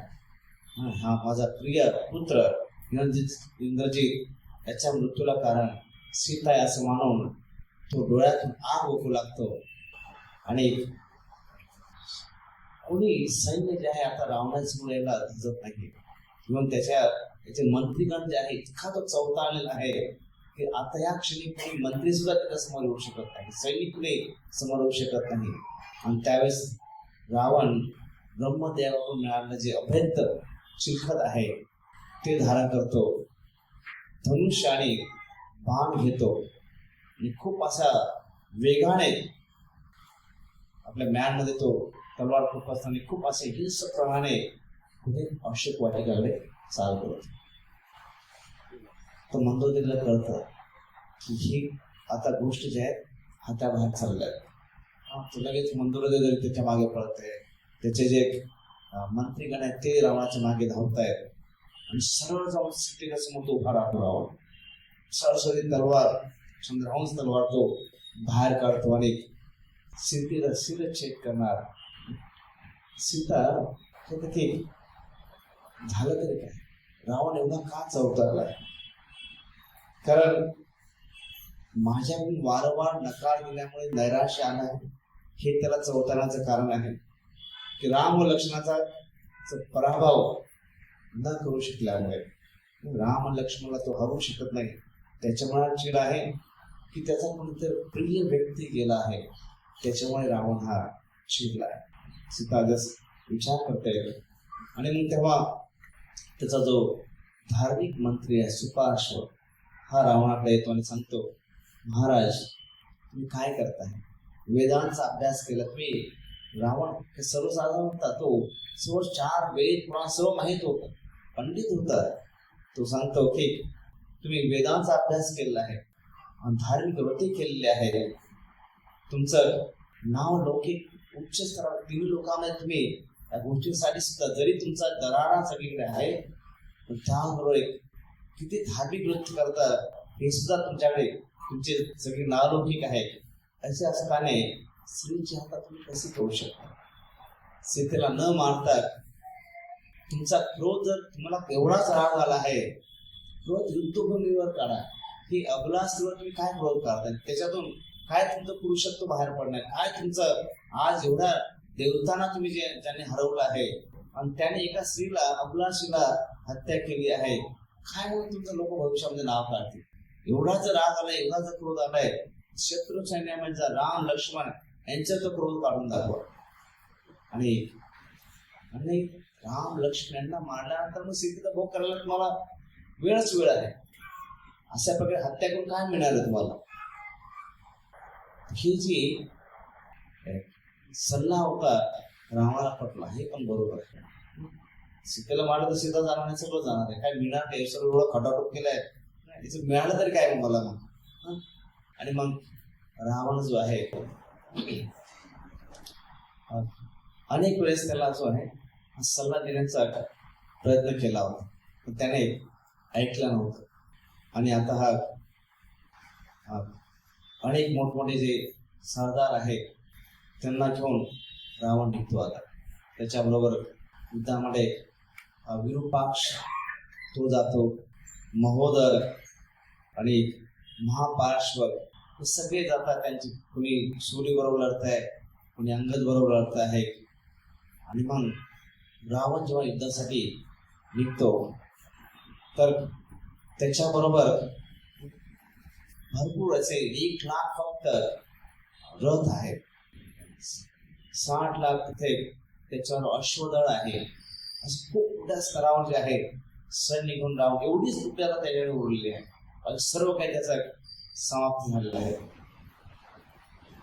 आणि मग विभीषण श्री रामचंद्रांना बघतात, रावण एवढं मोठं सैन्य घेऊन आला आहे, एवढं सैन्यबळ, एवढं हत्तीबळ, एवढं अश्वदळ घेऊन आलेलं आहे, लाखोच्या संख्येने. आणि विभीषण बघतात की श्रीरामांकडे रथ नाहीये, श्रीराम जमिनीवर उभे आहेत. आणि त्यांना सांगतायत आणि हा जो आहे विभीषण त्यांना आठवण करून देत आहे की रावणाकडे एवढं सर्व शस्त्रास्त्र आहे, कवच आहे, सुसज्ज आहे, तुम्ही कसं युद्ध करणार? श्री रामचंद्र सांगतात, माझ्याकडे पण रथ आहे, माझ्याकडे पण शस्त्रास्त्र आहेत, तुला कुठे आहे? श्री रामचंद्र सांगतात की माझ्याकडे धर्माचा रथ आहे, धर्मानुसार जे आचरण आहे हा त्याच्यासाठी तो रथ आहे. माझे कवच म्हणजे माझा सत्वगुण आहे, माझे शस्त्रास्त्र म्हणजे माझं ज्ञान आहे. शस्त्र आणि शास्त्र, शस्त्रास्त्र काय? माझं ज्ञान, माझे शस्त्र आहे. आणि माझा सारथी म्हणजे माझी साधना आहे. श्री रामचंद्र विभीषणाला सांगतायत. आणि याद्वारे जे आहे मी दुर्जनांचा संहार करणार आहे. विभीषण म्हणतात की हे युद्ध वेगळ्याच स्तराचं चाललेलं आहे. हा रावण एवढं सर्व सेनेसहित आणि एवढा लवाजाला सहित येतो आहे. आणि श्री रामचंद्रांचा निर्धार, आत्मविश्वास किती उच्च स्तराचा आहे, दैवी स्तराचा आहे. आणि मग एकदा युद्धामध्ये खूप तीव्र म्हणजे युद्ध जेव्हा राम आणि रावणामध्ये होऊ लागतं तर रावण श्रीरामांच्या बाणाने बेशुद्ध पडतो. सर्व जसं रावण त्या रथामध्ये बेशुद्ध पडतो, ही सर्व सेना जी आहे त्या रथावर चढते. कुठली वानर सेना, कुणी रावणाचे केस ओढतंय, कुणी रावणाचे कवच ओढतंय, कुणी रावणाचे धनुष्य ओढतंय. तर ते तो सारथी जो आहे तो बघतो की रावणाचे हार होत आहेत, ते लगेच तो जर इथं राहिला तर हे वानर त्याच्या मांसाचे लचके तोडतील. तो लगेच हुशारीने रथ जो आहे दूर नदीच्या किनारी तिकडे घेऊन जातो. आणि रावण बराच वेळानंतर जेव्हा रावण शुद्धीवर येतो, मी कुठं आहे? म्हणजे तुम्हाला मी रणभूमीतून युद्धभूमीतून बाहेर घेऊन आलो आहे. कसं काय मला घेऊन आलास? काय म्हणतील माझ्याबद्दल? ते लोक काय म्हणतात ते सोडा, मी जर तिथं थोडा वेळ अजून थांबलो असतो त्या वानराने तुमचे लचके तोडले असते. जीव वाचवण्यासाठी मी घेऊन आलो, की घाबरून घेऊन आलो नाहीये. आणि अशा प्रकारे जेव्हा रावण परत येणार तेवढ्यात तिथे इंद्र आपला रथ श्रीरामांसाठी पाठवतो. त्यांचा सारथी मात्री तोही त्यांच्यावर येतो. आणि दिव्य रथ जो आहे आता श्रीरामांबरोबर आहे.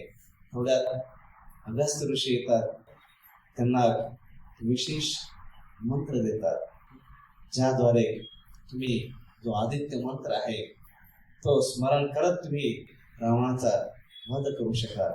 मध्ये इंद्र येऊन जातोय, अगस्त्य ऋषी येऊन जात आहेत, रथ देत आहेत. आणि मग जसं समोर रावण येताना बघतायत, श्री रामचंद्र मातलीला सांगताय की आत्ताच्या आता रथ जो आहे रावणाच्या समोर घेऊन चल. आणि जेव्हा ते आदेश देतात तेवढा श्रीरामाला लक्ष येतं की अरे हा तर इंद्राचा सारथी आहे. लगेच श्रीरामचंद्र हात जोडतात आणि मातलीला सांगतात, सॉरी, क्षमा कर, मी मी विसरलो होतो की तू इंद्राचा सारथी आहे. तर ते श्री रामचंद्र मातालीकडे क्षमा याचना करतायत. क्षमा कर मी तुला थोडं घाईघाईमध्ये बोललो. तर हा जो मातंग असतो याचा एवढं त्याला बरं वाटतं, एवढं श्रीरामांच्या प्रती विश्वास श्रद्धा त्याची एवढी वाढते की मी साधारण सारथी आहे, मलाही एवढा सन्मान दिला जातो. तिकडे रावण जेव्हा सारथीने त्याला जीव वाचवण्यासाठी बाहेर घेऊन गेला, तिथं रावणाच्या सारथीला रावण ओरडतो, तुला अक्कल नाही का, लोक माझ्याबद्दल काय विचार करतील, लगेच रथ घेऊन जात परत. तर तिथे ती वागणूक त्या सारथीला मिळते. इथे थोडं घाईत सांगितलं, आत्ताच्या आता रथ रावणासमोर घेऊन चल. तर श्री रामचंद्र लगेच क्षमा मागतायत. तर इथे श्री रामचंद्र तुला सांगता की मग माझ्या आदेशाची तुला गरज नाही, तो बुद्धिमान आहे, इंद्राचा सारथी आहे, जे तुला योग्य वाटेल तसा तू रथ घेऊन चल. तर ह्या मातेला खूप विशेष वाटतं की एवढी महान व्यक्ती आहे, पूर्ण पुरुष तो भगवान आहे, पण एवढा स्वज्वळ स्वभाव आहे. कोणी एखादा साधारण सारथी आहे तर एवढा सन्मान कोणी देत नाही. आणि अशा प्रकारे श्री रामचंद्र आणि रावण यांच्यामध्ये परत ते घमासाम युद्ध चालू. युद्धामध्ये श्री रामचंद्र त्याचे घोडे खलास करतायत, सारथ्याला मारतायत, लक्ष्मण ध्वज उडवतायत. आणि हे युद्ध घमासाम युद्ध चालू असताना सगळीकडे रक्ताचे कांड्या उडतायत, सगळीकडे अनेक युद्ध, हजारो सैनिक तिथे मरून पडतायत, रक्ताचे धारोळे, रक्ताचे पाठ वाहतायत. म्हणजे पूर्ण आकाश जे आहे बाणांनी असं भरून जात आहे. काळोख, आता आज काळोख पडलाय ते ढगांमुळे पडलाय, पण त्यावेळेस जो काळोख पडला होता सगळे बाणांची वर्षा जे होते त्याच्याने काळोख पडला होता. त्यावेळेस श्री रामचंद्र एक बाण सोडतात आणि सरळ तो रावणाचा शिरच्छेद करतो. पण जसा तो रावणाचा शिरच्छेद केल्यानंतर रावणाचं मुंडक खाली पडतं, चमकून लगेच दुसरं मुंडक बाहेर येतं. रावणाचं तोंड ते लगेच दुसरं मुंडक बाहेर येतं. श्री रामचंद्र परत बाण सोडतात आणि परत ते मुंडक उठतात, खाली पडतात, लगेच काही क्षणात चमकून लगेच दुसरं मुंडक बाहेर येतं. थोड्यात परत श्री रामचंद्र बाण सोडतात, ते मुंडक जे आहे उडवतात, खाली पडतात. असा मुंडक्यांचा, रावणाच्या मुंडक्यांचा सडा पडलाय. विचार काय वाटत असेल ना, आपलीच मुंडकी खाली पडली, त्याच्याच वर तो इकडे तिकडे फिरतो आणि त्याच्या विरुद्ध चालू आहे. हात छाडतायत, हात गळून पडतायत, लगेच दुसरे हात येतात. जर सर्पाच्या बिळातून सर्प बाहेर येत तसे हे हात तिथून बाहेर येत आहेत, मुंडके येत आहेत. तो बराच वेळ चाललेला आहे. श्री रामचंद्रांकडे नक्की झालं तरी काय, हा मरत काय आणि मुंडके कसे बाहेर येत आहेत परत परत. आणि असा मुंडक्याचा सडा पडलाय, रावणाच्याच मुंडके, त्याच्यावर त्याचा रथ फिरतोय आणि तिथेच रथ युद्ध चाललेलं आहे. तेवढ्यात विभीषण श्री रामांकडे येतात, सांगतात, हे राम, हा जो रावण आहे याचे प्राण तिथे कंठात नाही, किंवा त्याचे प्राण जे आहे डोक्यात नाहीये, त्याचे प्राण जे आहे हृदयात नाही, त्याचा प्राण जो आहे त्याच्या बिंबीमध्ये अमृत आहे. ते अमृत सुकवणं आवश्यक आहे, तेव्हा रावणाचा वध होईल. तर श्री रामचंद्र, पण हा जो बाण आहे तो कुठे आहे, तो ब्रह्म बाण जो आहे तो लंकेत आहे, मंदोदरीत आहे. अच्छा, तर जसं श्रीरामचंद्र ऐकतात, हनुमानजी बघतात. हनुमानजीला पुढे सांगायची काही गरज नाही, हनुमानजी लगेच झेप घेतात दुसऱ्या क्षणात लंकेमध्ये. आणि लंकेमध्ये जाऊन हनुमानजी वृद्ध ज्योतिषाचं स्वरूप धारण करतात. वृद्ध ज्योतिष एक झोळी खांद्यामध्ये अडकवलेली आहे आणि प्रत्येक व्यक्ती समोर जात आहेत, त्याचा हात बघतायत. सर्व विद्यार्थी तिथे परिपूर्ण आहेत. ज्योतिष सांगतायत, तुझी हस्तरेखा जी आहे तुझ्या जीवनामध्ये दुःख ओढून आणते आहे. ही हस्तरेखा जी आहे तुझा महल बांधला जाणार आहे, युद्ध संपल्यावर तुला हे मिळणार आहे. आणि इथे कारण की सगळे असुर युद्ध करण्यासाठी आले आहेत.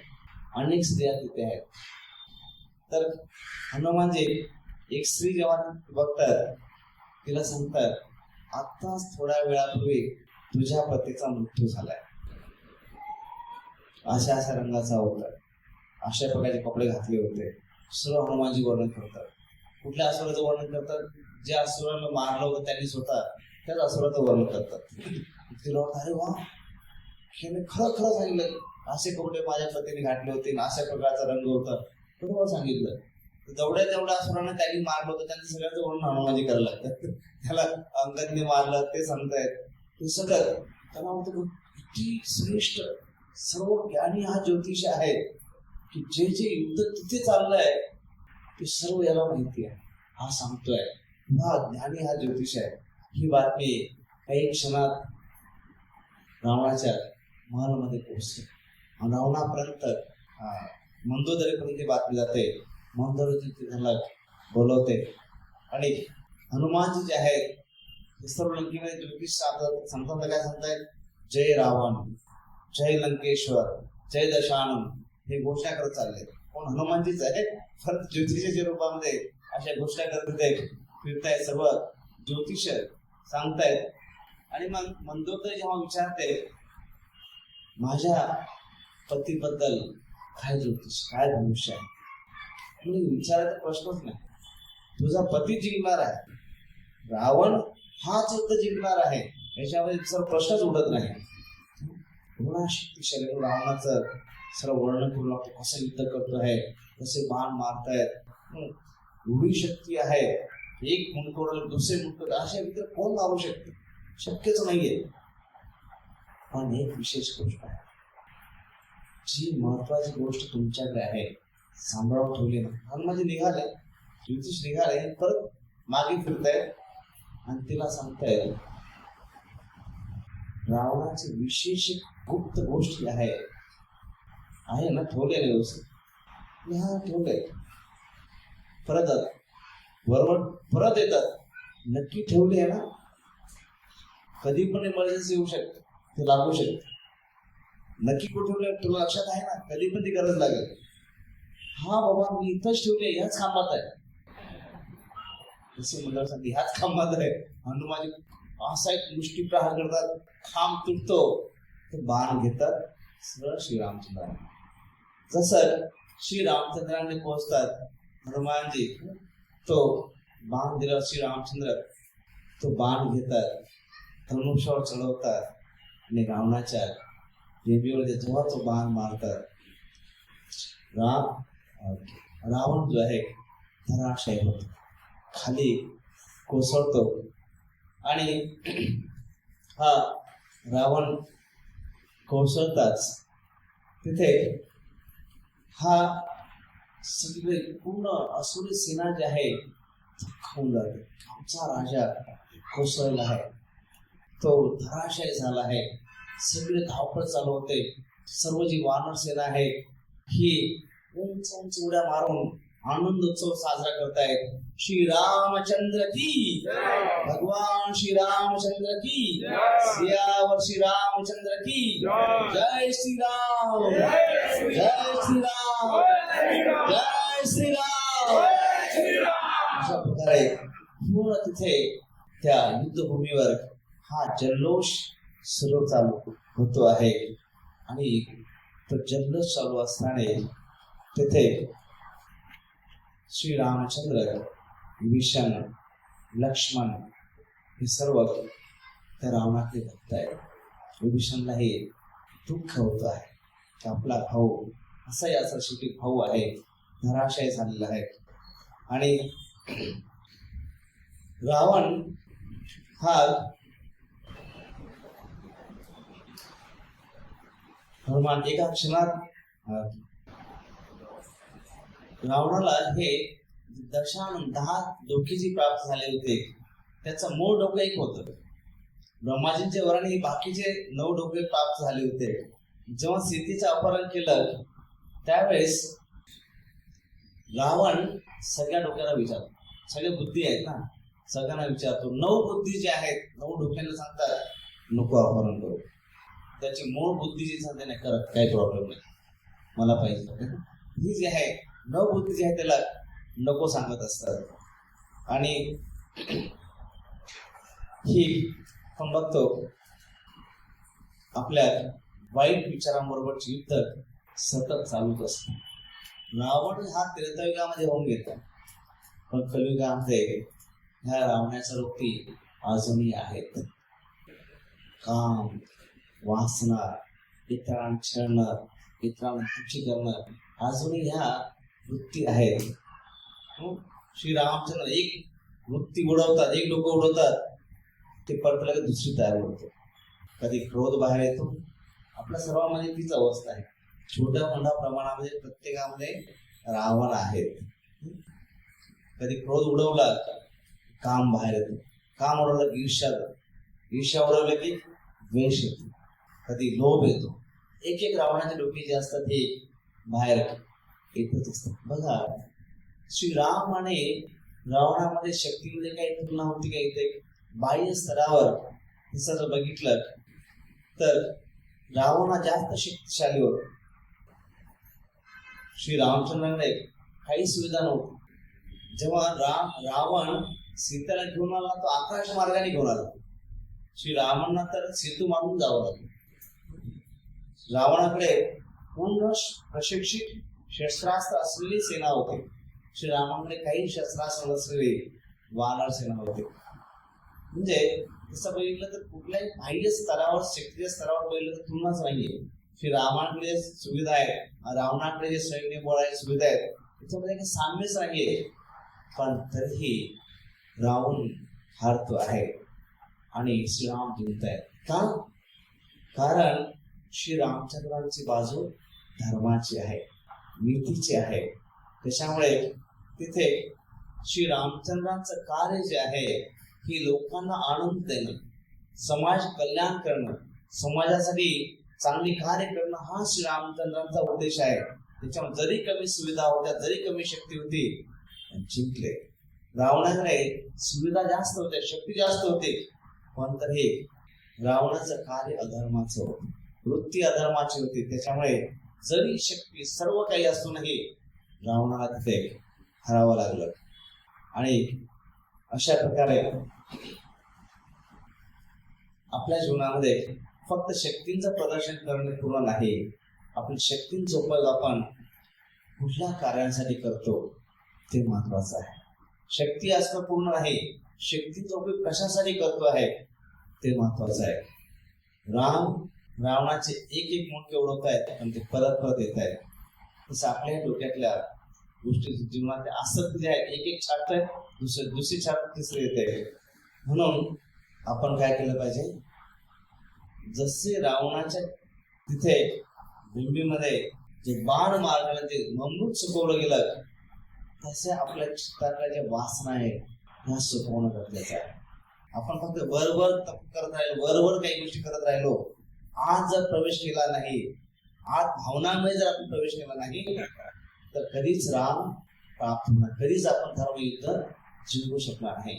म्हणून चित्तामध्ये प्रवेश कर. कुठल्या आपली जी भावना आहे त्या भावनेमध्ये बदल झाला पाहिजे. जेव्हा श्रील प्रभुपाद आंतरराष्ट्रीय कृष्ण भावनामृत संघाची स्थापना करत होते, आंतरराष्ट्रीय कृष्ण भावनामृत संघ, तेव्हा लोक काय म्हणले प्रभुपाद कृष्णाला जास्त लोक ओळखत नाही, भगवान म्हणून जास्त लोक ओळखतात, आपण या संस्थेचं नाव आंतरराष्ट्रीय भगवत भावनामृत संघ ठेवूया, international society for God consciousness ठेवूया. International society for Krishna consciousness नको, कृष्ण जास्त लोक जाणत नाही, गॉड कॉन्शियसनेस जास्त लोक जाणतील.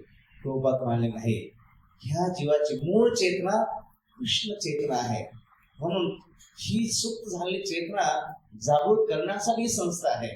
ह्या चेतनेमध्ये काम, क्रोध, ईर्ष्या, द्वेष ह्या चेतना झाकून टाकलेलं आहे. ह्या काम, क्रोधाच्या रावणाच्या चेतनेने ह्या हृदयाच्या चेतनेला झाकून टाकलेलं आहे. त्या रावणाला ह्या हृदयातून काढायचं आहे. ह्या रावणाला हृदयात ह्या चित्तातून काढण्यासाठी ही संस्था आहे. या संस्थेचं नाव काय असलं पाहिजे? आंतरराष्ट्रीय कृष्ण भावनामृत संघ असला पाहिजे. आणि मग अशा प्रकारे तेथे श्री रामचंद्रांचा रावणावर विजय होतो आणि लगेच हनुमानजींना तिथे पाठवलं जातं. त्याच्याबद्दल आपण सुंदर भजन करूया. रामचंद्र रघुवीरा रामचंद्र रणधीरा रामचंद्र रघुवीरा रामचंद्र रणधीरा. श्री रामांचा विजय झालेला अशा तिथं जिंकले आहेत. आपण आपल्या हृदयाचं पण तिथं जिंकायचं. आळस थोडा जो थंड पण आणलाय थोडं बाहेर काढायचं आणि उत्साहाने भजन गायचं जोरात. रामचंद्र रघुवीरा रामचंद्र रघुवीरा रामचंद्र रघुवीरा रामचंद्र रघुवीरा रामचंद्र रघुवीरा रामचंद्र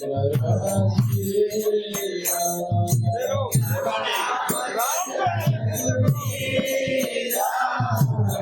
रामचंद्र रणधीरा रामचंद्र रघुवीरा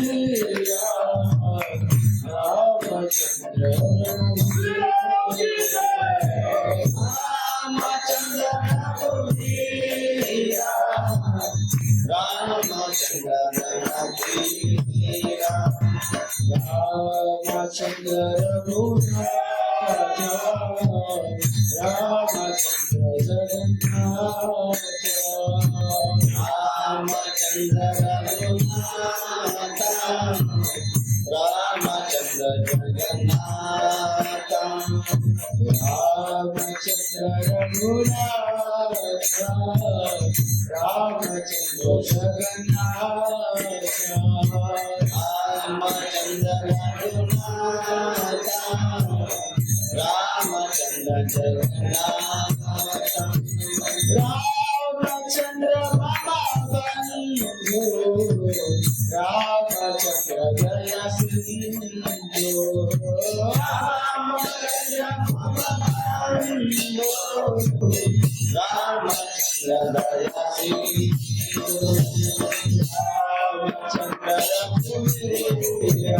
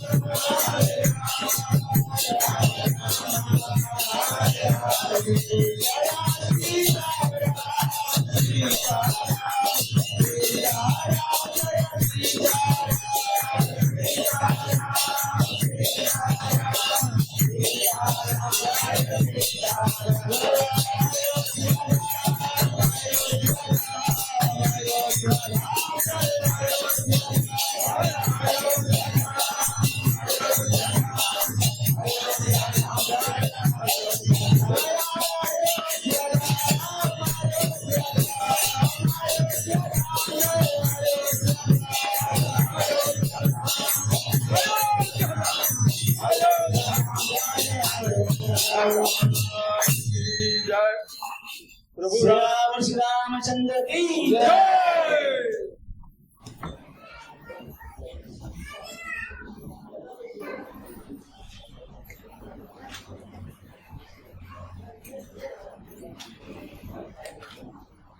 अशा प्रकारे श्री रामचंद्र रावण मुक्त झालं आणि श्रीरामांचा धर्माचा अधर्मावर विजय असा सर्व वानर सेना जे हा विजयोत्सव साजरा करते, इथे आपण हा विजयोत्सव साजरा केला आणि युद्ध ज्या दिवशी संपले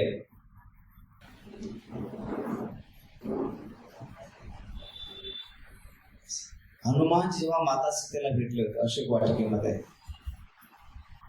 आणि सीतेने सांगितलं होतं की 30 दिवस फक्त माझ्याकडे आहेत, 30 दिवसानंतर जर नाही 30 दिवसापर्यंत नाही आला तुम्ही तर माझं शरीर मिळणार नाही, मी इथे असणार नाही, मी शरीर त्यागलेलं असेल.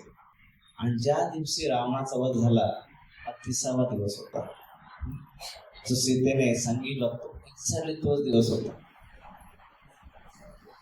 आणि आपण बघतो की रामायणामध्ये असे काही थरारक असे काही रहस्यमय गोष्टी आहेत की सीता तिकडे सांगितलं आहे की 30 दिवसानंतर मृत झालेले असेल आणि बराबर 30व्या दिवशी युद्ध संपत आहे.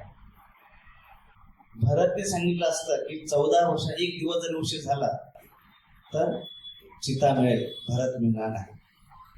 तो हा युद्ध संपला, शेवटचा 14 वर्षाचा हा शेवटचा दिवस असतो. बघा किती काही गोष्टी ज्या आहेत रहस्यमय आहेत. आणि मग हनुमानजी लगेच अशोक वाटिकेवरून तेव्हा हनुमानजी निघाले आणि परत श्रीरामचंद्राला येऊन भेटले तेव्हा 3 दिवस झाले होते. जेव्हा निरोप मिळाला की सीता सापडले 3 दिवस झाले होते. आता परत वानर सेनेला घेऊन सगळे परत तेव्हा समुद्र किनारी पोहोचले, तिथे 12 दिवस लागले होते. किती दिवस झाले? 12 आणि 3 15 दिवस, 30 दिवस होते. त्याच्यातले समुद्र देवतेला प्रार्थना करायला त्यांना प्रकट होण्यासाठी किती दिवस गेले? 3 दिवस गेले, म्हणजे किती झाले? 18 दिवस. त्याच्यानंतर मग समुद्रदेवता प्रकट झाली, त्यांनी सेतू बांधायला सांगितला. ह्या वानर सेना सेतू बांधण्यासाठी किती दिवस लागले? 5 दिवस लागले. किती दिवस झाले? 23 दिवस.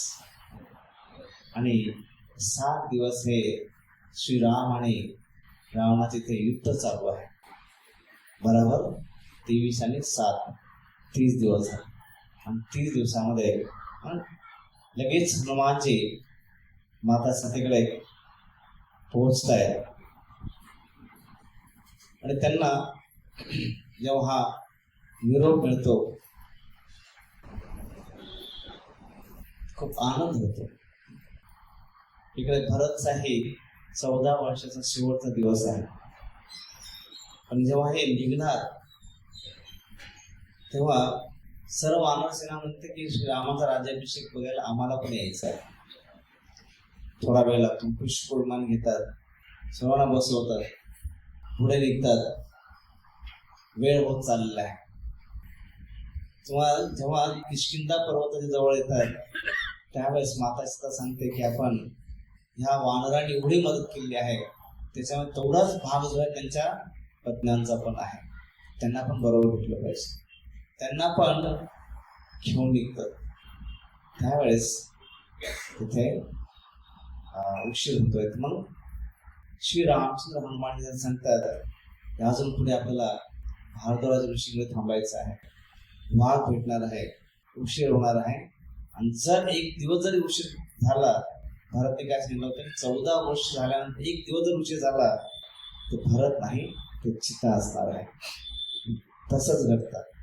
हनुमानजी श्रीरामाने सांगितल्यावर लगेच उड्डाण घेतात, नंदीग्राम येथे पोहोचतात. नंदीग्राम येथे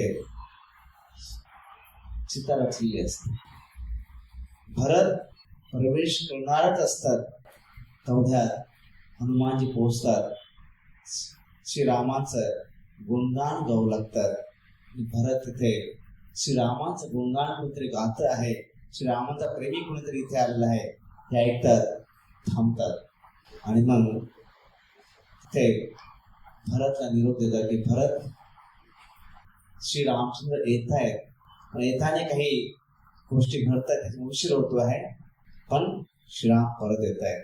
भरत चितेवर चढण्याचं थांबवतात. आणि अशा प्रकारे हनुमानजी परत येतात आणि भारद्वाज येथे सगळी भेट होते. आणि अशा प्रकारे सर्व अयोध्येमध्ये पोहोचत आहेत. तर आज आपण हा युद्धकांड जो प्रसंग आहे रामायणामध्ये त्याची चर्चा केली. अशा प्रकारे हा रावण जो आहे, अगोदर सांगितलं होतं की हे सर्व जे आहे इतिहास आहे, रामायण घडलेलं आहे, त्याचबरोबर लीला आहे. कारण की जन्म कर्मचे मे देव एव मिति तत्वतः त्यक्त्वा ध्येयं पुनर्जन्म नैति मामेति सोजो. या जन्म, भगवानचा जन्म आणि कर्म दिव्य आहे. त्या दिव्य लीलांचं जेव्हा आपण श्रवण करतो, त्यक्त्वा ध्येयं पुनर्जन्म, त्याला परत पुनर्जन्म घेण्याची आवश्यकता नाही. का? कारण ह्या लीला ज्या आहेत, आपलं हृदय भगवंताला ते स्थानापन्न करण्यासाठी योग्य ह्या कथा आपलं हृदय बनवतात. आणि मग हृदयामध्ये जेव्हा कृष्ण प्रवेश करतात, श्री राम प्रवेश करतात, पण ज्याचं हृदय कृष्णाला समर्पित आहे, भगवंताला समर्पित आहे, त्या हृदयामध्ये अंतकालीच मामेव स्मरण करतो. अंतकाळी जेव्हा भगवंत स्मरण करत, कारण की सतत कीर्तयंत चित्रूढ, त्याच्या मनामध्ये सतत जीवनामध्ये भगवत चिंतन सोडून काही राहतच नाही. महात्मनस माम पार्थ दैवी प्रकृती मासले. तो महात्मा कोण आहे? जो सदैव दैवी प्रकृती खाली असतो. त्याच्या जीवनामध्ये भगवंत स्मरण सोडून दुसरं काही असतच नाही. त्याचं यत करोची दर्शनाशी यत जोशी दास्य, त्याचं खाणं आहे, पिणं आहे, जे काही करणं आहे, तो भगवत समर्पित असल्याने प्रत्येक जीवनाचा क्षण जो आहे हा भगवत समर्पित आहे. संत शिरोमंत करामाला सांगतात, भजने विक्षेप तिची काही मरण नव जावा क्षण एक वाया. जीवनामध्ये भजन जर सोडलं, श्रीरामाचं मनन चिंतन सोडलं, मरणाप्राय आहे. म्हणून एक क्षण सुद्धा भगवत चिंतनाशिवाय जाऊ नये. आणि हे भगवत चिंतन आपलं वाढवावं यासाठी ह्या कथा आहेत. जन्म कर्माचे दिव्य दिव्य कथांचं जेव्हा आपण श्रवण करतो, या अद्भुत कथांचं आपण श्रवण करतो, हृदय जे आहे त्याच्यामध्ये भगवंताचा वास होऊ लागतो आणि मग त्यक्त्वा देह जन्म नयति माणूस अजून परत त्याला जगामध्ये जन्म घ्यावा लागत आहे. या लीला आहेत. त्याचं त्या श्रद्धेने त्या भावनेने श्रवण करणं आणि त्याचबरोबर आपल्या जीवनामध्ये याच्यातून काय शिकायचं आहे. तर आज आपण जे चर्चा केली त्याच्यात आपण काय शिकतो आहे, हनुमानजी जे प्रसंग आपण शिकतो आहोत. हनुमानजी पाणी पण पितायत, मगरीला पण मारतायत. तसं एका बाजूला आपण श्रवण कीर्तन करत राहिलं पाहिजे, भक्तीसाठी लागणार तो भक्ती रस जो चाकत राहिला पाहिजे, श्रवण करून साधना करून. दुसऱ्या बाजूला मगरीला मारणं म्हणजे मायेलाही दूर ढकलत राहिलं पाहिजे. कुठल्या गोष्टी नाही करायच्या आहेत त्याच्यापासून दूर राहण्याचा प्रयत्न केला पाहिजे, ते शिकतो. तसंच रावणाच्या ह्याच्यातून आपण शिकतो आहोत की कशा प्रकारे रावणकडे शक्ती आहे, श्रीरामांकडे तेवढी शक्ती नाहीये, त्यांच्याकडे तेवढं सैन्य नाहीये, शस्त्रास्त्र नाहीये, सुविधा नाहीयेत. रावणाकडे सर्व काही आहे, एवढी सर्व शक्ती असूनही चुकीच्या कामासाठी लोकांना अत्याचार छळ करणं यासाठी वापरल्यामुळे शेवटी नाश झाला. श्रीरामांकडे सुविधा कमी आहेत, शक्ती कमी आहेत, तरी पण श्रीरामाचा विजय झाला का? समाज कल्याणासाठी, जीवांच्या कल्याणासाठी ते कार्य करतायत. म्हणून आपलं जीवन जे आहे हे समाजाला आनंद देण्यासाठी, लोकांना आनंद देण्यासाठी, लोकांच्या चांगल्या कार्यांसाठी हे जीवन असलं पाहिजे, न की याचा शक्तीचा सुविधांचा उपयोग आपण लोकांना त्रास होईल, छळ होईल, इतरांना दुःख होईल यासाठी आपल्या सुविधांचा शक्तींचा उपयोग नसावा. नाहीतर काय होतं, शेवटी नाश हा ठरलेला आहे. शरीर शिजणारच आहे, पण शरीर समाज कल्याणासाठी जर शिजवलं तर ह्या लोकांमध्ये परलोकामध्ये सुद्धा याचं कल्याणच होतं. म्हणून इथे ह्या रावणाच्या याच्यातून आपण हे शिकू शकतो कशा प्रकारे आपण भगवंताला समर्पित आपलं जीवन असलं पाहिजे. हे जे याच्यामध्ये ज्या वासना आहेत, रावणात एक मुंडकं उडाला की दुसरं मुंडकं येत होतं. म्हणून आपल्यामध्ये ही आसक्ती जी आहेत, कधी लोभाच्या प्रती आसक्ती, कधी कामाच्या प्रती आसक्ती, कधी क्रोधाच्या प्रती आसक्ती, एक वेळ येत आहे. परंतु यासाठी काय करा, तो बाण जो आहे तिथेच मारला पाहिजे. तिथे याच्यातून यांना जी शक्ती मिळते कुठून, या वासनेकडून प्रकट होत आहे, हृदयातून प्रकट होत आहे. म्हणून हृदयातच हा बाण मारला पाहिजे. हृदयात बाण मारणं म्हणजे रोज नामस्मरण करणं. हरे कृष्ण कृष्ण कृष्ण हरे हरे, हरे राम राम राम हरे हरे.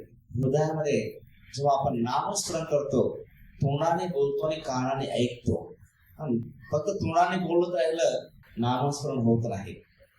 नाम जेव्हा आपण ऐकतो कानाने, तेव्हा ते शब्द हृदयामध्ये प्रवेश करतो. बघा, कोणी जर म्हटलं की तुम्हाला काहीतरी चांगलं काहीतरी बक्षीस मिळालंय, आपल्याला का प्रमोशन मिळालंय, पहिला नंबर आलाय, हृदय का आनंदाची गोष्ट कानाने ऐकली, हृदय आनंदाने भरून गेलं. कुणी मला रे नातेवाईकाचा ऍक्सिडेंट झालाय, काही नुकसान झालंय, कानाने दुःखाची गोष्ट कानाने ऐकली, हृदय दुःखाने भरून गेलं. म्हणजे हृदयामध्ये भावना कशा निर्माण होत आहेत, ज्या गोष्टी आपण कानाने ऐकतो ते विचार ज्या हृदयामध्ये प्रवेश करतात तसं हृदय आपलं बदलतं. म्हणून जेव्हा आपण कानाने राम कृष्ण विठ्ठल पांडुरंग शुद्ध नाव जेव्हा कानाने ऐकतो, हृदयामध्ये प्रवेश करतात. जेव्हा शुद्ध नाम भगवान जेव्हा हृदयामध्ये प्रवेश करतं, हृदयामध्ये वासना राहत नाही. जिथे काम आहे तिथे राम नाही, जिथे राम आहे तिथे काम आहे. कृष्ण सूर्य सन माया है अंधकार, जहाँ कृष्ण तहाँ नाही माया अधिकार. अंधकार ते प्रकाश नाही, प्रकाश ते अंधकार नाही. म्हणून लोक म्हणतात जग वाईट आहे, जग वाईट नाहीये. ज्या प्रकारची जगामध्ये बघण्याची भावना आहे त्या प्रकारे जग दिसतं. आपल्या हृदयामध्ये ईर्ष्या आहे, सारं जग आपण ईर्ष्येने बघतो. हृदयामध्ये क्रोध भावना आहे, सारं जग क्रोधी भावनेने बघतो. हृदयामध्ये द्वेष आहे, त्या भावनेने बघतो. हृदयामध्ये प्रेम आहे, सगळं प्रेमाची माणसं दिसतात. म्हणून हृदयामध्ये प्रेम साठवलं पाहिजे, न की क्रोध ईर्ष्या द्वेष साठवलं पाहिजे. यासाठी हे नामस्मरण काय करते, चित्तावर प्रभाव करते. आपण जेव्हा इंजेक्शन घेतो, डोकं दुखतंय पण इंजेक्शन दंडावर मारतंय, पाय दुखतं इंजेक्शन भिंडावर मारतात. कसं का ते रक्तामध्ये भिडलं मग त्या ठिकाणी त्याचा इफेक्ट होतो. बरोबर. तसं चित्तावर जेव्हा हे हरिनाम प्रभाव करतं मग रावणासारख्या ज्या वृत्ती आहेत त्या नष्ट व्हायला मदत होते. त्रेतायुगामध्ये हा दशानन 10 तोंडी रावण होता. कलियुगामध्ये रावण हे घराघरामध्ये माणसं सांगत नाही. रावणाला 10 तोंड होते, 10 डोकी होते. आपल्या घरामध्ये टीव्ही आहे ना, किती चॅनल आहेत? 280 चॅनल. त्याच्यापेक्षा मोठा रावण हातामध्ये मोबाईल. हाताच्या बोटावर जे आहे काम बाहेर येतो, क्रोध बाहेर येतो, स्वार्थ बाहेर येतो हातामध्ये. सोपा नाही कलियुगामध्ये चित्तामध्ये राम बसवला. कारण एवढ्या सुविधा आहेत. या सुविधा जर श्रीरामांची धार्मिक वृत्ती जर नसेल तर मग रावणासारख्या सर्व ज्या सुविधा आहेत त्या लोक आपलं नुकसान करतील, लोकांचं पण नुकसान करतील. वासनायुक्त त्या मोबाईलमध्ये गोष्टी बघायच्या, त्या ऐकायच्या आणि मग त्या भरास वासना जे आहे बाहेर लोकांवर अत्याचार करायचे. कशामुळे तर ह्या गोष्टी आपण ऐकतो, बघतो, वाईट गोष्टी ऐकतो, बघतो, त्यांना संग करतो आणि मग कसा समाजावर त्याचा. मग सुविधा वाईट असं नाहीये. चाकू वाईट की चांगला नाहीये. चाकू जो आहे तो जर एखाद्याचा खून केला वाईट आहे, पण त्या चाकूने जर कोणाचं ऑपरेशन करून जीवनदान दिलं चाकू चांगला आहे. चाकू वाईट की चांगला हा नाहीये. कशासाठी वापरतात त्याच्यावर आहे. टीव्ही कशासाठी वापरतो त्याच्यावर अवलंबून टीव्ही चांगला की वाईट. मोबाईल कशासाठी वापरतो, मोबाईल मधून जर आपल्यासाठी जर क्लासेसचे लेसन्स घेतो आहे, आपण नवीन गोष्टी शिकतो आहे, त्यासाठी जर मोबाईल वापरतो मोबाईल हा चांगला आहे, वाईट नाहीये. पण तोच मोबाईल जेव्हा कामुक गोष्टी बघण्यासाठी वापरला जात आहे, त्या जर आता इथे सुंदर उदाहरण आहे. इथे एवढा मोठा टीव्ही आहे, कशासाठी आहे? गोष्टी आपल्याला बघायला मिळत आहेत, सुंदर भगवानचं चित्र बघायला मिळतात, व्हिडिओ बघायला मिळत आहेत आणि संतांचे चरित्र त्याच्यातून बघायला मिळत आहेत. टीव्ही आहे पण तो राम आहे, तो रामाच्या सेवेमध्ये आहे, चांगला आहे. म्हणून गोष्ट चांगली की वाईट याच्यावर नाही, कशासाठी वापरतो आहे त्याच्यातून आपल्यामध्ये भगवत प्रेम निर्माण होणार आहे. तर आज आपण ही चर्चा केली, याच्यातून हेच आपण शिकतो आहोत कशा प्रकारे आपण गोष्टी करायच्या आहेत, नाही करायच्या आहेत. आज संध्याकाळी परत प्रवचन आहे, परत आपल्याला बसायचं आहे, म्हणून आपण हा सेशन थोडा लवकर घेत आहोत. आणि काही गोष्टी आहेत मला सांगण्यात आल्या. आणि उद्या जे आहे आपण जो आपला जी कथा आहे रामकथा त्याचा सांगता आहे, शेवटचा दिवस आहे. त्याच्यामध्ये आपण सीतेची अग्निपरीक्षा, त्याच्यामध्ये काय रहस्य आहे, का ती घडली होती, आणि त्याच्यानंतर सर्व वानर सेना श्री रामचंद्रांचा जो अयोध्येचा प्रवास आहे, श्री रामचंद्राचा राज्याभिषेक त्याचा कसा होतो आहे, सर्व चर्चा आपण उद्या करणार आहोत. हरे कृष्ण कृष्ण कृष्ण हरे हरे, हरे राम राम राम हरे हरे. श्री रामचंद्र भगवान की जय. श्री रामचंद्र की जय.